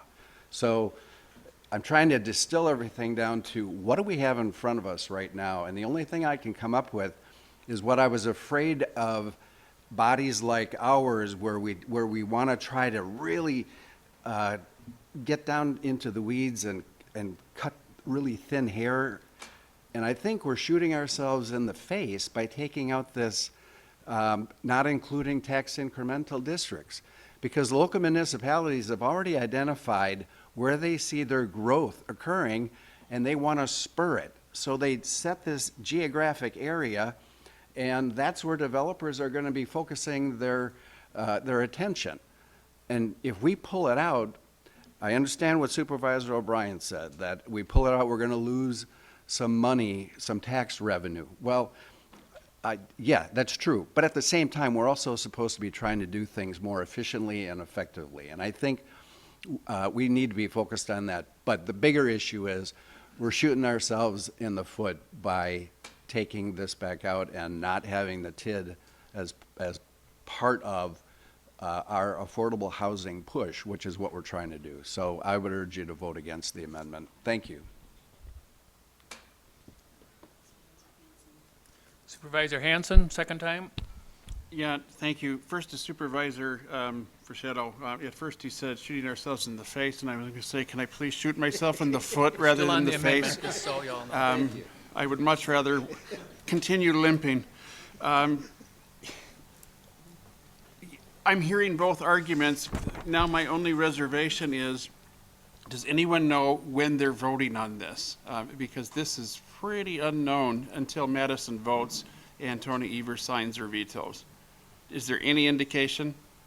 Because sadly, sir, I don't have those in front of me and see their language, so I'm going to count on your expertise on that. Well, for you or does anyone know? I certainly, I'm going to say right now, I don't know. I did my research. You know, when you read these bills, they're a little difficult. So you have to read the legislative review of the bill. That's a department down in Madison that breaks it down into layman's terms. This bill is, my indication is there is substantial support for it. Just take a look at the people that are sponsoring the bill. There's a whole list of them already. What we're missing here is Representative Gustafson sitting over there in the corner, and that would be an excellent question for him. But I would, my speculation is that the state of Wisconsin wants to spur development, not only this county. And that bill has a very good chance to be passed. So, you know, if there was a way to say, okay, under the current TID districts, what we're doing would work because the schools are going to lose funding, but not to a great amount. But we can't separate the two. We have current law, pending law. So my thinking is pending law is probably going to pass, giving the initiative of the state of Wisconsin. That enhances that lost revenue substantially to the school districts. And I really appreciate your taking the time to do the math on it. I assumed you use a mill rate about $5 or so for a county. If you take a look at school districts' mill rates, they're going to be closer to 7. So that'll give you a much bigger number. That's the way it is. That's how I see it. And I guess we all have to do what we think is correct.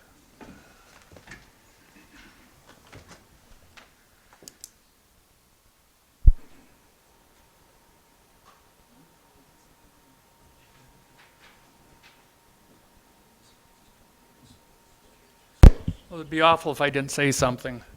You know, I sat on the school board for 6 years, and I was president for 5 years.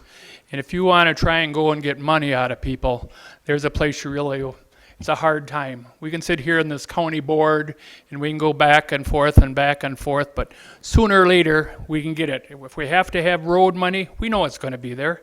We hate to think about it. But I sat in on 2 referendums. And when you sit in on them referendums and try and get money out of them people that's raising their own family and that, and it's so hard for them, I just can't see it. I'm not saying that the schools are the end of the world, but I say if there's any way that schools can preserve money, because we know what Oshkosh is going through, they're going to lay off 70 people. You guys just built a new school. Armo's going through just went through a referendum. They've got a whole bunch of stuff that they're doing there. So it's hard, and the money's going to have to come from someplace. And down deep, where's that money going to come from, Armo? It's got to come out of the taxpayers. We probably got one of the highest tax bills. We had to pay $1,600, and most of it, a raise in it, and most of it come out of the school. And what did we do? County went down, our town went down, but our school tax went up. So what are you going to do? you've got it, sooner or later, it's going to come out of you. So I think if there's any way possible we can back that school tax, we better really think about it. I won't say aye, yes, or no to either one of you, however you really think you should go deep, but that's going to come out of you, and if there's any way that we can preserve it, I'm not against $3,500,000 and the million there. I think maybe we should do building, but I think there's got to be some place we got to really be thinking about that, and we've had some awful good people put some awful good figures in that to it, and maybe we still need to do some more thinking about it, but just really think about it before you vote tonight.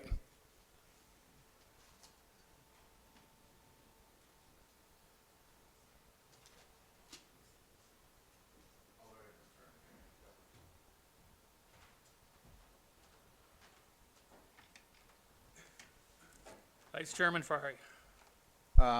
I think I hopefully have answered the concerns of everyone and your questions. All I can do is give you my understanding of it, the facts as I know them, and offer the amendment. So it's up to you. I don't think putting this back in there is going to kill the position we're taking. I think it's a good focus. I'm going to support this, especially if we approve the amendment here. But in our process of trying to achieve what we're doing, we should not provide harm, loss of revenue, enhanced loss of revenue to our schools. I just think that's bad policy, and I'll leave it at that. Thank you.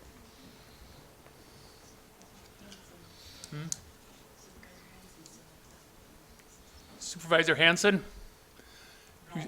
Okay. Supervisor Patterson? We're still on the Thank you, Mr. amendment. Chair, and I apologize for raising my hand. I didn't see my name on the list as it was on there That's before. okay. I didn't either, so. So I just want to throw something out there. And again, I hate to refer back to some of my military analysis situations, but what we do is we separate facts from assumptions, okay?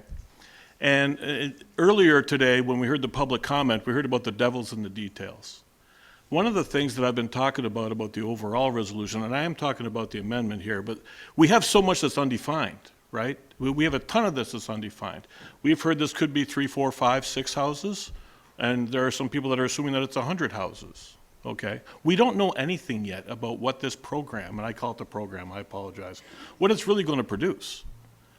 5 houses, and I like to pick on Winneconne just because of Supervisor Nelson, but 5 houses in Winneconne, of which only 2 of them have children, is not going to create that big of an impact on the school system. But we don't know, And so I do appreciate the comments that were made, but there's not a single fact in any of this. There is so much that is undefined that I'm not really sure that it really pays for us to really digest these calories at this moment in time.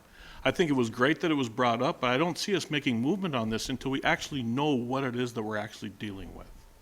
And that's really all I had to say on this. Thank you. Supervisor Hancock-Cook? Thank you, Chairman. I wanted to highlight that school funding, is, as we all know, is a very, very, very complicated situation. And declining enrollments, many people here have served on school boards at various times. Declining enrollments having a very large impact on us. Having more students in your district probably is a pretty good thing. When we talk about loss of revenue, those houses don't exist today. They don't have that revenue today. So when we add students to the district, that sort of offsets the loss of students in the district, not for the funding yet, but it doesn't mean you're closing or opening new schools. It means you're adding another couple kids to a classroom. But when we're talking about loss of funding, that funding doesn't exist yet because the school houses aren't built. We need to be able to build the houses to get that to happen. The other thing I wanted to highlight is that another area, we're losing money in our school districts because of other programs that are in our school districts, and we are, as the public, are having to finance not public schools. That's having a much bigger impact than we are currently aware of, and it just continues to be you're right, schools are losing money, and losing money. I think building more houses for people to move in is more important, and I'm not going to minimize or start to pick at the many options that are that we're being proposed. We do get to decide every single time if it's in a TID district and we're mad about it, or it's a huge amount of money, we're going to say no. We get to make that choice every single time, every single proposal that comes forward, right? So I think we get to make that decision.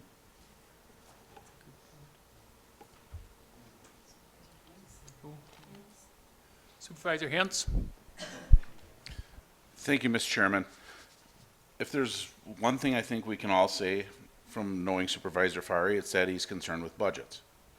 When it comes to our budget, he's always very much front and center and cares about that. We just had a proposal from him for a county sales tax to fix municipality budgets, which really isn't our job. But he cared about the budget for that. Now he's caring about the school budgets, which again, isn't our job. Hate to be cold about it, but our job isn't to fix the school budget. Our job is to run the county budget. And I'm so disappointed when I hear this, and I'm trying to put myself in my constituents and the taxpayer's seat when I hear we're losing money. If we have a TID district and all of a sudden we're collecting money where we weren't collecting money before, we're not losing money. We're getting money where we did not have it before. And when you tell people you're losing money by trying to make things affordable, I think that's where you're running into really losing connection to the people that you represent. I will not support this amendment because we're not losing money. Nobody's losing money, and it's not our job to worry about the school board's budget. Thank you. Supervisor Holt? Thank you, Mr. Chairman. I am also concerned about the schools not having sufficient funding. I was on the school board in Neenah Joint School District, and it definitely is challenging. And I've also been through the referendum cycles, and yep, it's really hard to squeeze blood from a turnip. So I understand where you're coming from there. I have a couple concerns. First, declining enrollment is by far the biggest hurdle that the school districts are facing, at least up in Neenah. Those schools have declining enrollment, and they're also funding some of the private schools through that taxation for the school districts. Neenah is lucky enough to get some awareness about how much is going to the public schools versus how much is going to the private schools. So that helps me a lot with my understanding. For my own intentions, I'm not going to vote for this amendment because I think the concern that's being raised is really about pending proposed legislation. We don't have a date certain for a vote to happen. We don't even know that a vote will happen regarding this. So I would like to make sure that we're keeping an open mind in this revolving loan fund, and that we're making sure that we're doing the best for our communities and our constituents, and we're making available homes which are affordable in whatever format those homes come in. I have personal experience of my nephew leaving town because he cannot get an affordable place to live. Thank you. Supervisor Laux, second time. Thank you, Mr. Chairman. So I was looking over my notes from the realtor this afternoon, and the reason for the bill that's going through the Assembly and the Senate is because they already set aside $525 million for this loan program, and only 19 was spent, and in the last 2 years, and it's because they can't use TID districts for it. So it is apparently very likely that if it's not usable in a TID district, developers will not use the revolving loan program. So I will not be voting for the amendment. I'm sorry. Supervisor Pacetto, second time. Thank you, Mr. Chairman. I think it's important to note that TID districts are formed by towns, villages, and cities. And when the TID district is formed, the damage is already done. And I'd like to piggyback on top of Supervisor Hancock Cook when she's talking, or she was talking about it's time to grow and add homes to these areas because that will help offset some of the losses that the cities, villages, and towns by creating a district already created. So we really ought to keep that, we ought to not amend or support the amendment and put the TID district back in this particular resolution. So with that, I'll call the question. Question has been called. Second. Motion made and second to have it called.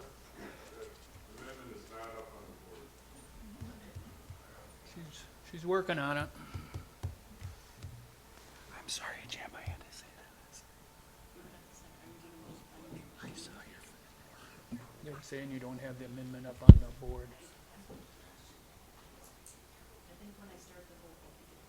Oh, okay.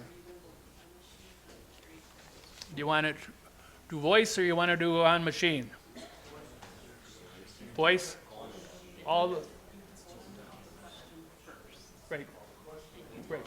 No, we haven't did it. They were talking about that question, so we're voting on calling the questions. So all those in favor signify by saying aye. Aye. Those opposed say nay. Carried.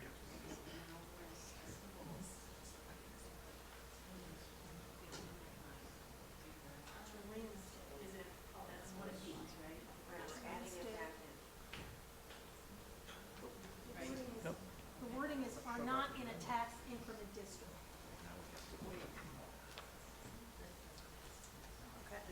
So, just to be clear, Vice Chair Fari's amendment is to place back in the resolution on line 45 the words, "are not in a tax increment district," end quote. Correct?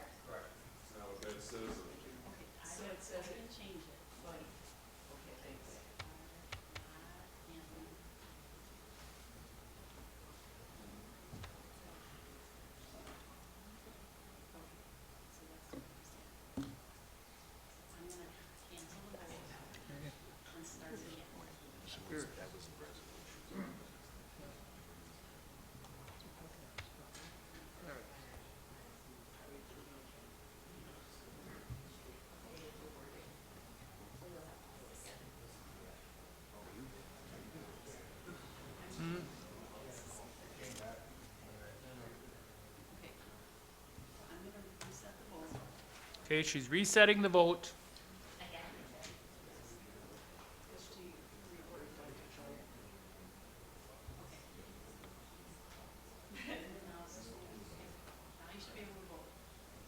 Okay, if you're in favor of the amendment, vote yes. If you're not in favor of the amendment, vote no. Yes.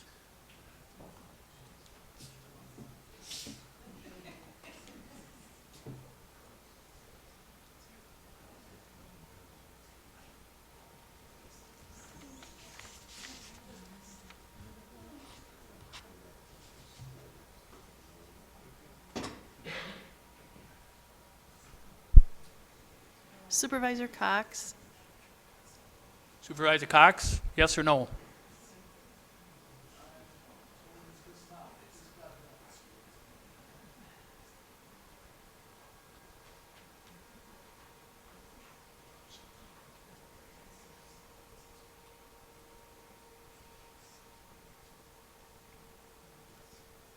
and Supervisor Patterson.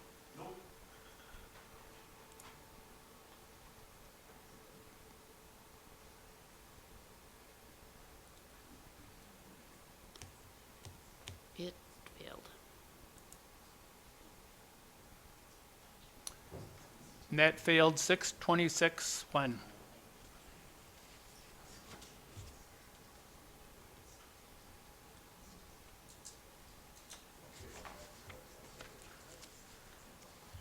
Okay. Back to the way it was originally written then.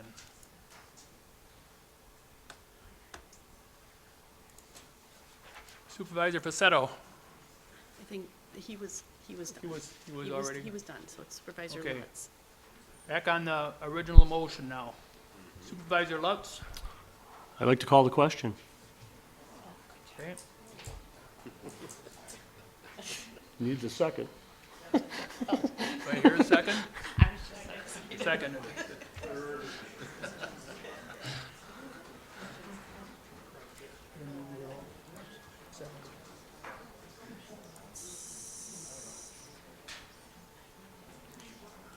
Do you want to vote by machine, or do you want to? By machine.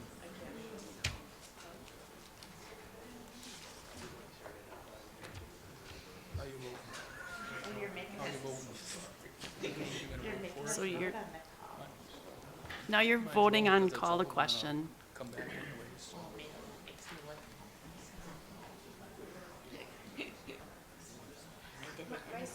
We did it what we could.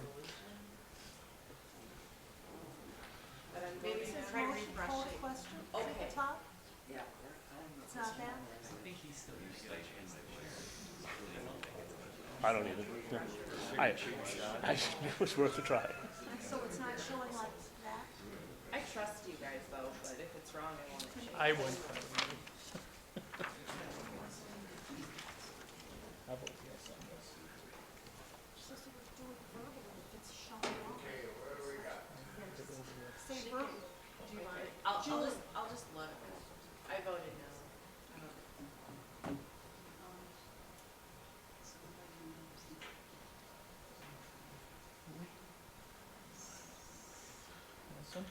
Supervisor Miller?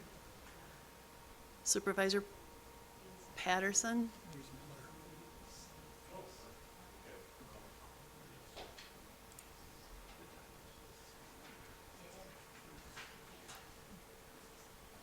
Supervisor Miller, we're voting on call the question on this okay.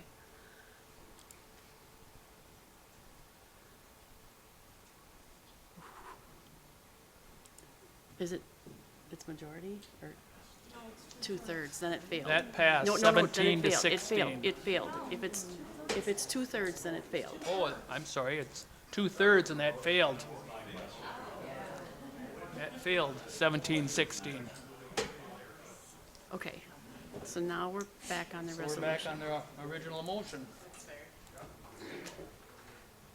Supervisor, Debate is open for the original motion now. Supervisor Bender. I'd like to make an amendment to line 45. I would like to add projects in which the fund is structured as the primary lien holder. So it would read Equity Incorporated Mixed Income Housing Projects which the fund is structured as the primary lien holder, which would mean that we are holding a second or a first mortgage. There would be no second mortgages, no gap mortgages. We can partner, say if somebody wants a $3 million loan to basically build a subdivision, we could partner with another entity, a bank or a credit union, but we would still always have a first mortgage, so we would be the first one getting our money back. You know, I don't want no second mortgages, because if you have a second mortgage, there's not a lot of equity here. Don't take long, and the bank gets their money back, and your second mortgage just went to feed the bank. You know, so we can still do any type of mortgage as long as we are first in line if it fails. You know, like when they did the ethanol plant on 91, there was 3 or 4 banks that absorbed that $10 million loan. When that failed, they each had a percentage, but they were all first mortgages. You know, so they shared the losses equally. And that's what I wanted to do. I don't want to be the second mortgage holder to any loans, because we were talking about risk, and that's what you have when you do that. The second mortgage holder has all the risk, because the bank gets the first mortgage gets their money back first. So I would hope we get approval for that, and then I have one more amendment after that. We have a Vice Chairman Fari seconded that.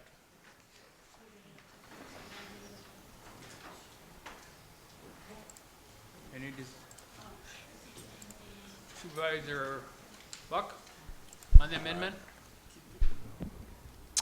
Sure. Thank you, Mr. Chairman. I at this point, won't be supporting the amendment. Supervisor Binder and others have had, I think we've debated and discussed this decision. I think the ARPA Commission voted 8-0 on this. We have been deliberating this. I think the last ARPA Commission meeting was approximately 3 hours. There was a number of supervisors that were there. A lot of these questions were answered, deliberated, debated, discussed over and over and over and over. Again, we've been kicking the can down the road. I think when you go out and talk to your constituents, one of the things that you hear from your constituents, I don't like the term affordable housing. I think we have a lack of good-paying union jobs in this community that people can't afford to buy a house, but that's neither here nor there. We have an issue of housing in the community. What are you going to do? Are you going to support it? Are you not going to support it? That's up to you, but doing nothing, saying no. I haven't heard a whole lot of information about, if we don't do this, what could we do? I hear a lot of, no, we shouldn't do this, repeated questions. So let's move forward, and if you don't want to move forward, then come up with an alternative solution. Thank you.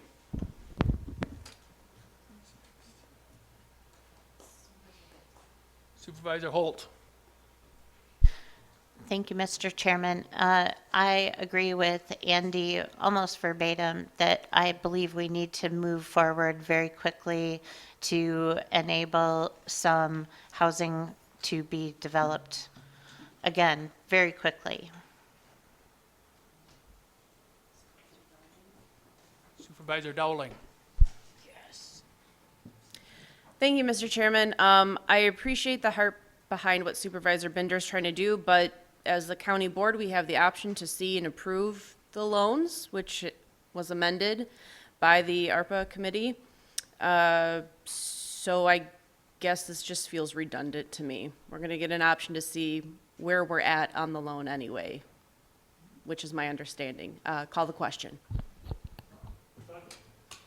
Motion made and seconded to call the question. I have a second.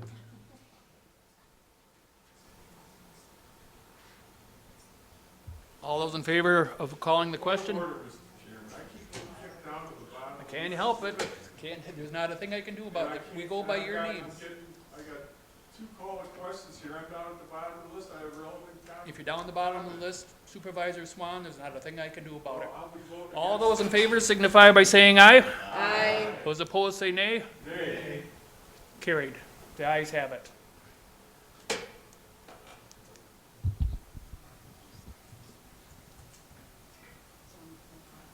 Now we're back on the.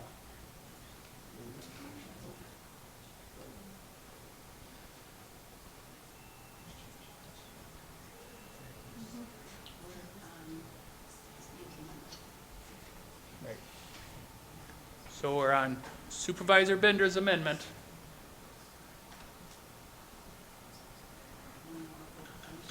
Can we see who's up there so I see whose name, so I...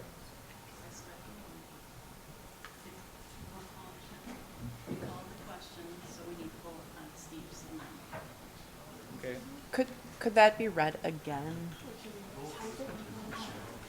Can you type it in so they can see? Trying to type it in.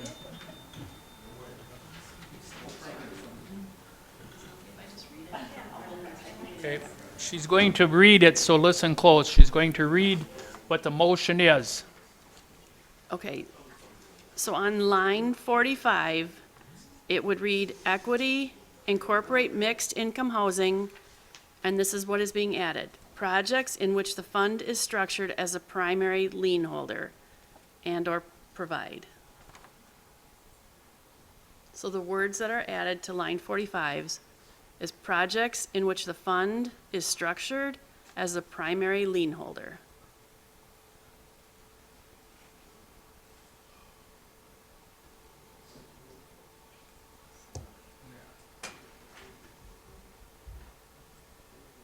Ready to vote? They're voting. They're voting. Oh, Are you yeah. yes or no? I haven't decided yet.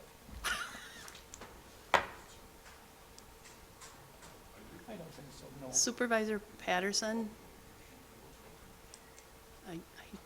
Supervisor Patterson? On, mm-mm.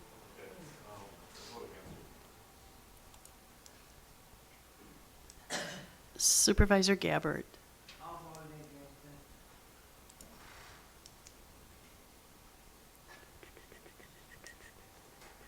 vote against it. Okay, so that failed. That failed 7 to 26.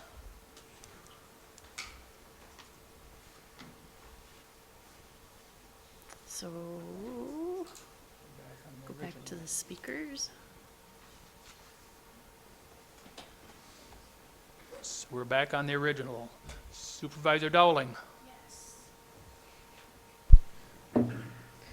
Thank you, Mr. Chairman. I really very much appreciate all the revisions that were made to this, especially clarifying the interest being used and requiring that the final selection of the funds administrator be ratified by the board, with the board chair involved with the review. I very much appreciate that. That's a very good step for accountability.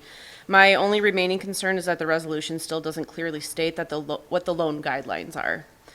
Who qualifies, what collateral is required, the loan terms, default rules. I'm hoping that this will come back to us before any of these loans go out. So I'm trusting you in that, my fellow board members. And I would like to be clearly understood that we would also be reviewing those guidelines at that time before a single dollar is loaned out. Those are my thoughts. But I will be supporting this, so thank you. Supervisor Hanson. Thank you, Mr. Chairman. First and foremost, to all of the board members and everyone, voting yes or no doesn't make you, on either one doesn't make you either a good or a bad person. As far as coming up with maybe other solutions, I would be happy to start running with that one, but I am not on the Spirit Fund committee unless we're asking to do something outside of Spirit Fund. Just keep in mind, revolving loan is only revolving if it gets paid back. We're also asking to release funds to something that doesn't have a business plan before us. And I understand the comment of building a morgue. However, when we're building a morgue, there's a contract signed with either a contractor or a developer. The county has the ability to sue if something is done improperly. Take the boat landing, for example, in all of that debacle. I really wish this was the answer. I don't believe it is. I can't support it. Supervisor Swan. Thank you, Mr. Chairman. I'd like to offer an amendment as submitted to the clerk earlier this evening, amended from the prior amendment that I had submitted last month. Do you have that? I sent you an email with the amendment tonight. Otherwise, I can read it. You'll have to read it. All right? Because if it was after we left here for 7 minutes. Thank you. Motion to amend 0204-2025, be it further resolved at the behest of the Winnebago County Board, the county executive shall initiate and direct a performance review every 6 months on the managing nonprofit LLC of the Winnebago County Revolving Loan Fund to ensure administrative costs are on budget and program housing development objectives, metrics, and risk parameters demonstrate cash solvency. The county executive shall report the performance review results to the Committee of Jurisdiction and the county board, who will determine ongoing sustainability. In the event solvency is not demonstrated, the county board may rescind funding for the program, period.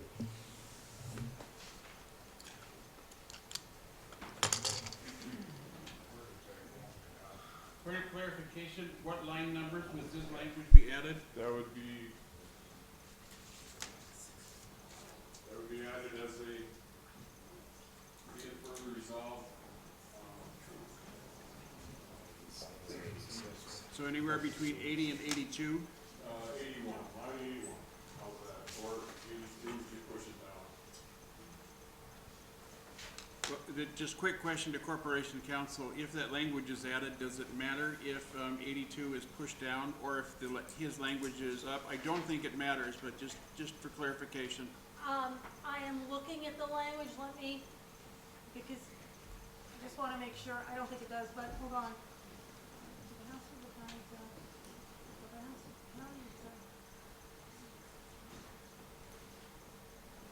Nonprofit funds to ensure to report the performance results to the committee. In the event solvency is from the final selection. Well, it doesn't, I think it would flow better if you did it at 86, or 85, but that's fine. That's fine, 85.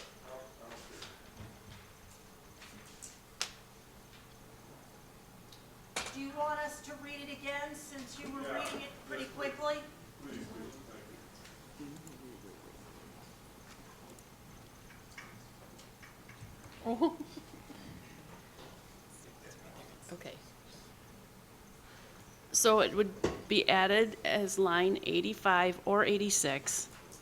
Be it further resolved, at the behest of the Winnebago County Board, the county executive shall initiate and direct a performance review every 6 months on the managing nonprofit LLC of the Winnebago County Revolving Loan Fund to ensure administrative costs are on budget and program housing development objectives, metrics, and risk parameters demonstrate cash solvency.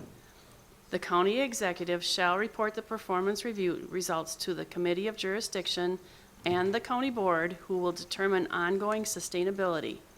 In the event solvency is not demonstrated, the county board may rescind funding for the program. Second. Motion is made and seconded. Discussion on the amendment.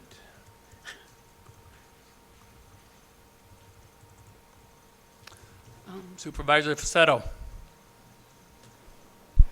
Thank you, Mr. Chairman. I would ask if Supervisor Swan would consider a friendly edit that the two shalls be changed to may, so that I understand you want something done at 6 months, but it's been my experience that oftentimes there may not be anything happening in 6 months. It may take a while. So I'm just wondering if he would accept a friendly edit on that, on the shalls. Oops, wait, sorry. Go ahead. I would just say that Lou Shear really nodded her head in acceptance, and her presentation mentioned 6 months. I think it's appropriate to say shall, because we need to have concrete numbers to support continuance of the program. To just say may waters it down to the point where you really don't have to do that, you know. I think at least on an annual basis, it needs to be shall. If you want to do may for 6 months, I'm okay with that, but, you know. So if we go to an annual review, I'm all right. So if you want to change it from 6 months to an annual review with shall, I'm okay with that.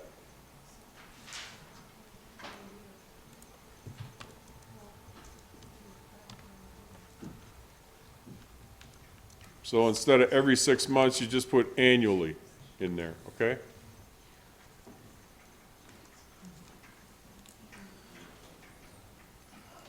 Supervisor Buck on the amendment. Supervisor Bureau on the amendment. Supervisor Bender on the amendment. Supervisor Facetto on the amendment. And Supervisor Hanson on the amendment. I would only support two shalls. May leave something too open-ended. I think you should maintain it at two shalls.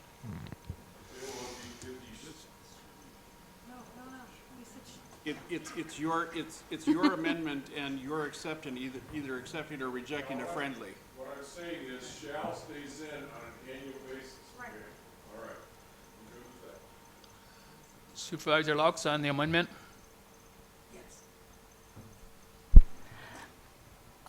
Okay, so right now it is annual instead of 6 months.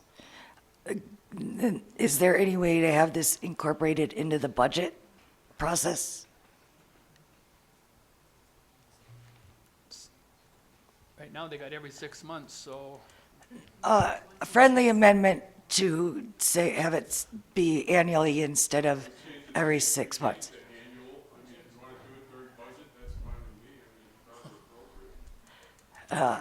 So a friendly amendment from me to have it be annual, and he's accepted that. And I'm just wondering if there's any way to have it be like a standout part of the budget, and that would be the review process. Or can I amend it to say, have it be a part of the county budget?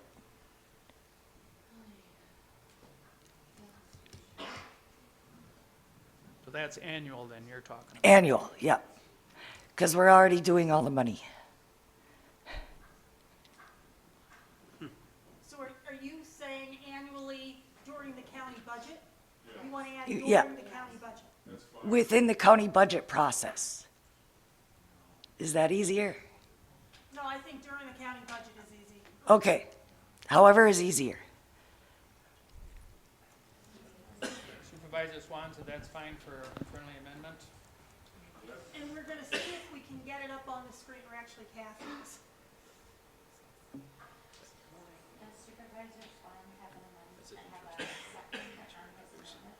Yep. Not yet? Yes, he does. Oh, does he? How- Oh, Supervisor Miller. Swan, yes, I Mi- was thinking. Yeah. Yes. Supervisor Wise? Yes, he does. Yes, he does. Thank you, Mr. Chairman. I may have missed this, but with all the, I counted about 4 different changes to this amendment, and I'm not sure that the first second approved all those 4 changes. Right. So maybe we should start this whole thing over. That's why I was going back to Mary Ann and see what she was saying.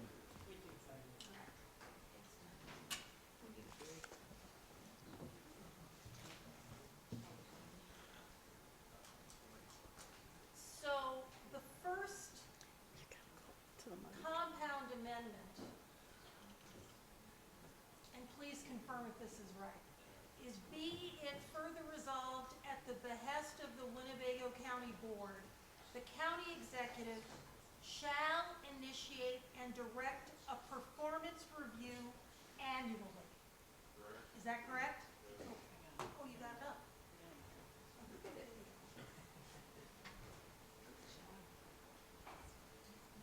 Okay, so, and we're not gonna add during the county budget, or were you amenable? That's fine. You can add county budget too.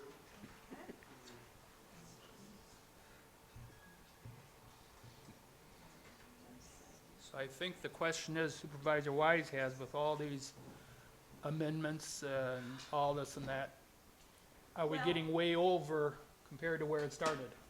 Well, I mean, it is compounded. On the other hand, now that you all have it up on the screen, you can see, I mean, essentially, he changed it from every 6 months to annually. And then Supervisor Lux added during the county budget. Is that right? So I think if you can all read it and understand it, it's fine to vote. But is Supervisor Miller? Oh, you're- Support that second. It's a support all that. Just hold on, I got Supervisor Hens next. Was it second? Was there a second? Supervisor Miller did. Okay. Supervisor Hens? I can't get. Teasing me? Thank you, Mr. Chairman. I just want to say that I was behind this amendment until the adding it to the budget was put on there because we do not need to further complicate nor extend our annual budget session.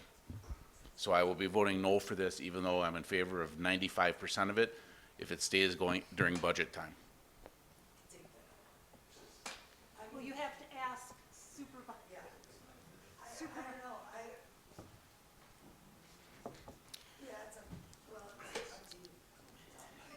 There's no reason that the review couldn't be done as part of the 2-month approval process, and that the budget would still be passed in 4.5 hours in the end. Well, that's you're losing flexibility by putting during the budget process. Okay, remove it then. Thank you. So it's being removed now? Just say annually. There we go. Going back to the initial amendment. So we're back to the initial one. Shall initiate and direct a performance review annually.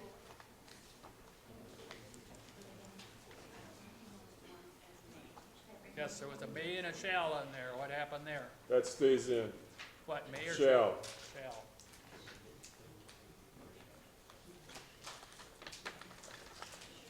Okay. All right.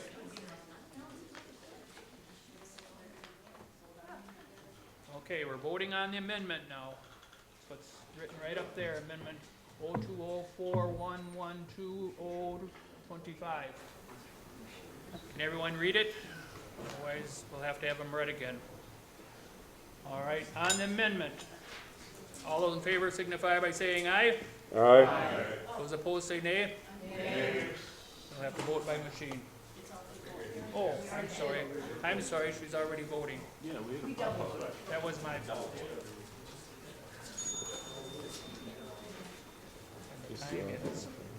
What's it? No, you pissed me off. Tell me I don't know what I'm talking about when I know what I'm doing. And you told me I suck as an appraiser, so we're even. I just told you the truth. You can't tell people what they... I know. I tell them what I know, so. I don't sugarcoat my work. Supervisor Harrison?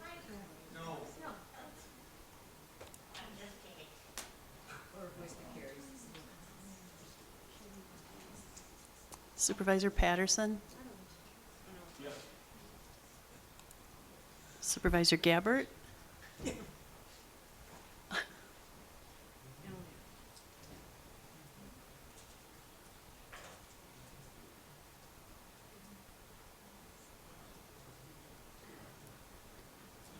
Supervisor Gilbertson?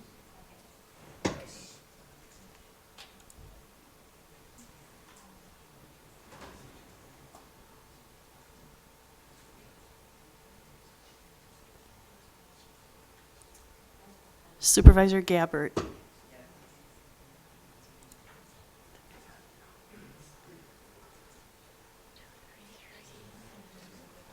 Is this majority?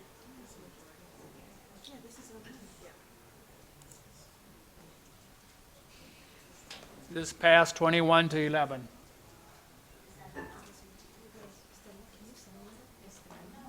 So now we're back on the original, correct? That's what I would say. Okay, we're back on the original now. Well, I was going to take a break, but we only got one thing left to go. So if you all think you got to take a break, we can take a break. Well, that's what I was thinking, but it all depends upon how many amendments and that we're going to do.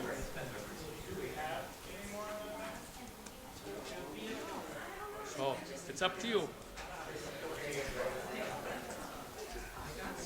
If there's no more amendments, then we'll just keep right on going. Okay, we're back on resolution 0204-11-2025. Authorize the $3,500,000 of Spirit Fund to partially fund a revolving loan program to expedite housing development in Winnebago County.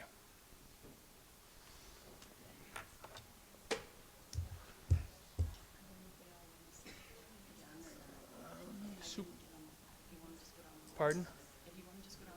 Supervisor Swan? No comment. Supervisor Buck? Thank you, Mr. Chairman. I'll make it quick here. We had a long discussion at the budget about trusting the committees that we're on. Again, this passed 8-0. We spent, again, 6, 7, 8 hours talking about this. And again, I hear a lot of supervisors say, I talk to all my constituents, or a lot of my constituents, they're telling me this. I guarantee you, a lot of your constituents are telling you, We have a problem with affordable housing. My kid can't buy a house, whatever that case may be. That is a problem. And if you want to be part of a solution, then vote yes. And if you don't, vote no. Thank you.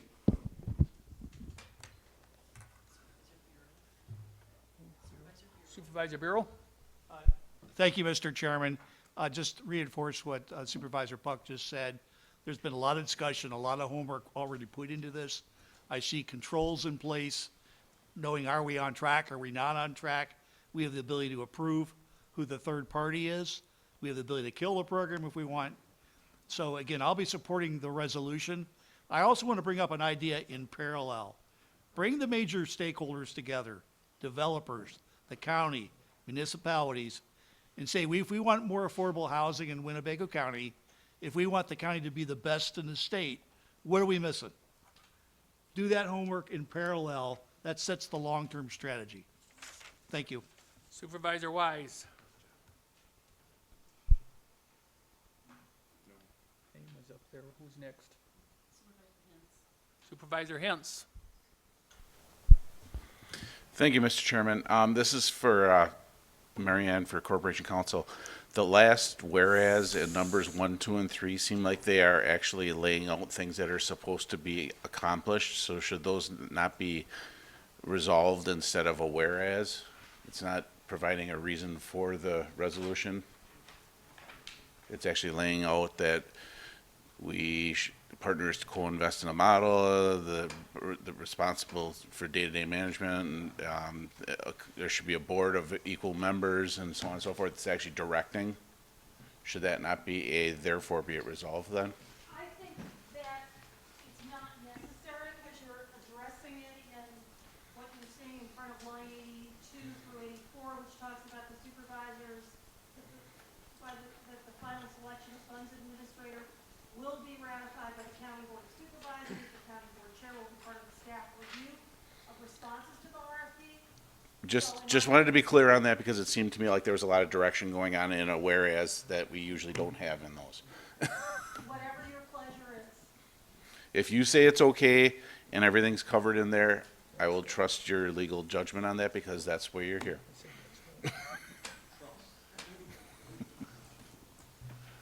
Supervisor Bender. I would just like to say, by approving this tonight, we're really only letting them go out for a bid to see what we're gonna find out how they're gonna run this, and then they will do a proposal to us at maybe a special orders meeting. So we have nothing to lose. We're not approving $3.5 million. We will have them come back to us one more time, and they will pick the chairman and the county exec, whoever they think. They may not even get anybody to bid on this. You know, like Supervisor we're saying, who is around that does work like this? We don't know of anybody, but we don't know everybody that's in this area, and it could be a nonprofit that does work like this. I don't know of one, but what do we have to lose by basically sending it out for proposal? Nothing. You know, we're going to get somebody that's going to send us a bid, and they're going to tell us how they're going to do it, and maybe how many connections they have to find more money to match the funds we have. Like you've seen a couple of the counties, they've got several $1 million in matching funds. It would be nice if we had $9 million and we could do even more work for the community. But we'll never know that if we don't put this out for a bid. And if it comes back, it doesn't work, then we'll have to go back to the drawing board and figure out something else.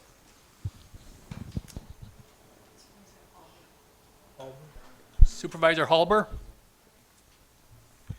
Thank you, Mr. Chair. While there is lots of reservation and a lot of proposed amendments on how to make this a better solution for our community, right now we are struggling with any solutions whatsoever, and no solution that anyone comes up with is going to be perfect. So in the spirit of getting something done, I say that we should try this, right?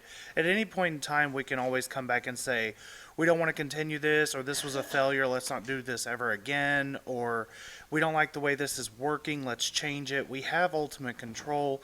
We can vote on things as they come to us. Nothing is set in stone in the moment, but what is set in stone is if we don't do anything right now, we're not doing anything. And then the situation is not getting any better at all, ever, and it won't until we do something. So something is better than nothing. Let's try for our people, whether or not it works out.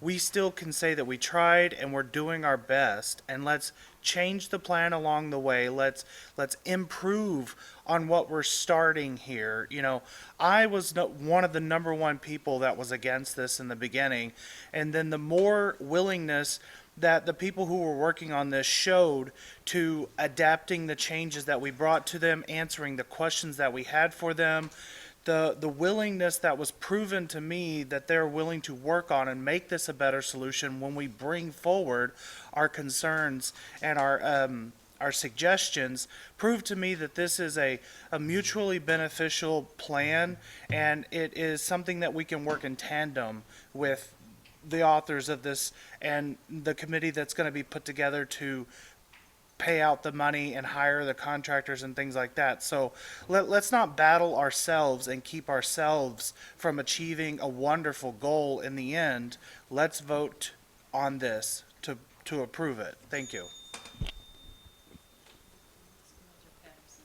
Supervisor Patterson?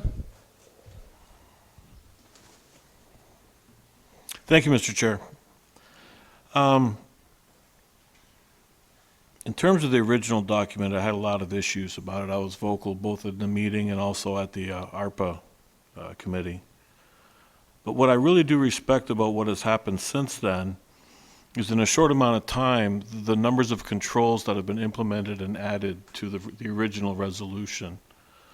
I have had conversations with constituents, people inside and outside of my district. I've had a conversation with the county executive himself. I had a conversation with Lou Scher, sorry. And they've done a lot in a short amount of time to instill a lot of controls.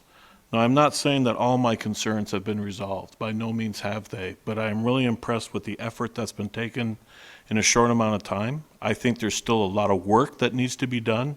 But as we sit right now with the modifications that have come in, I will certainly support this. Thank you. Supervisor Montrol? Thank you, Mr. Chairman. As I said last month, there's a lot of unknowns in this, but it's a good idea, and I think it's a good start. I don't think we need to sit on this and say this is going to solve all of our housing problems. We have to continue to look into other avenues that will get all type of housings taken care of. So I would go along with this is a good idea, and I'd vote for it. But let's not just sit on it and think this is going to take care of everything. Thanks.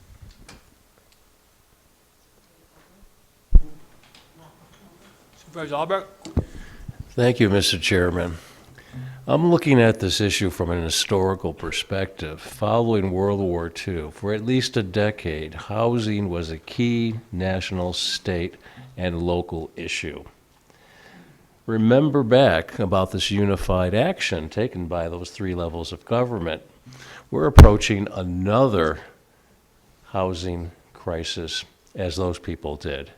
And we are sitting here in this room as the beneficiaries of the people who took that action between 1945 and 1955. Just a thought. Thank you. Supervisor Gilbertson? Thank you, Mr. Chair. I would like to call the question. Motion made and seconded to call the question. All those in favor signify by saying aye. Aye. Those opposed say nay. Nay. One nay, so question has been called. It's okay.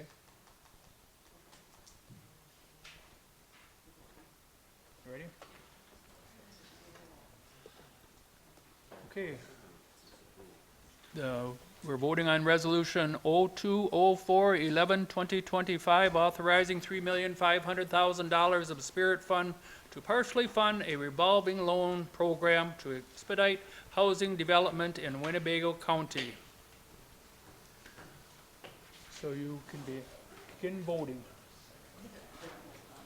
Well, that's good. Are you waiting for my head to shake one way or the other?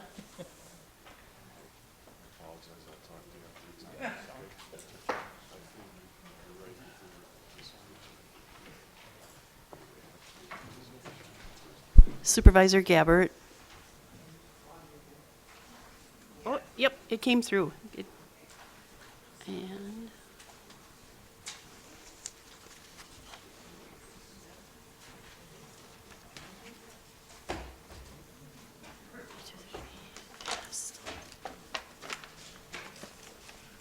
And that passed, 27-5. Motion made and second to adjourn. All those in favor signify by saying aye. Those opposed? Merry Christmas.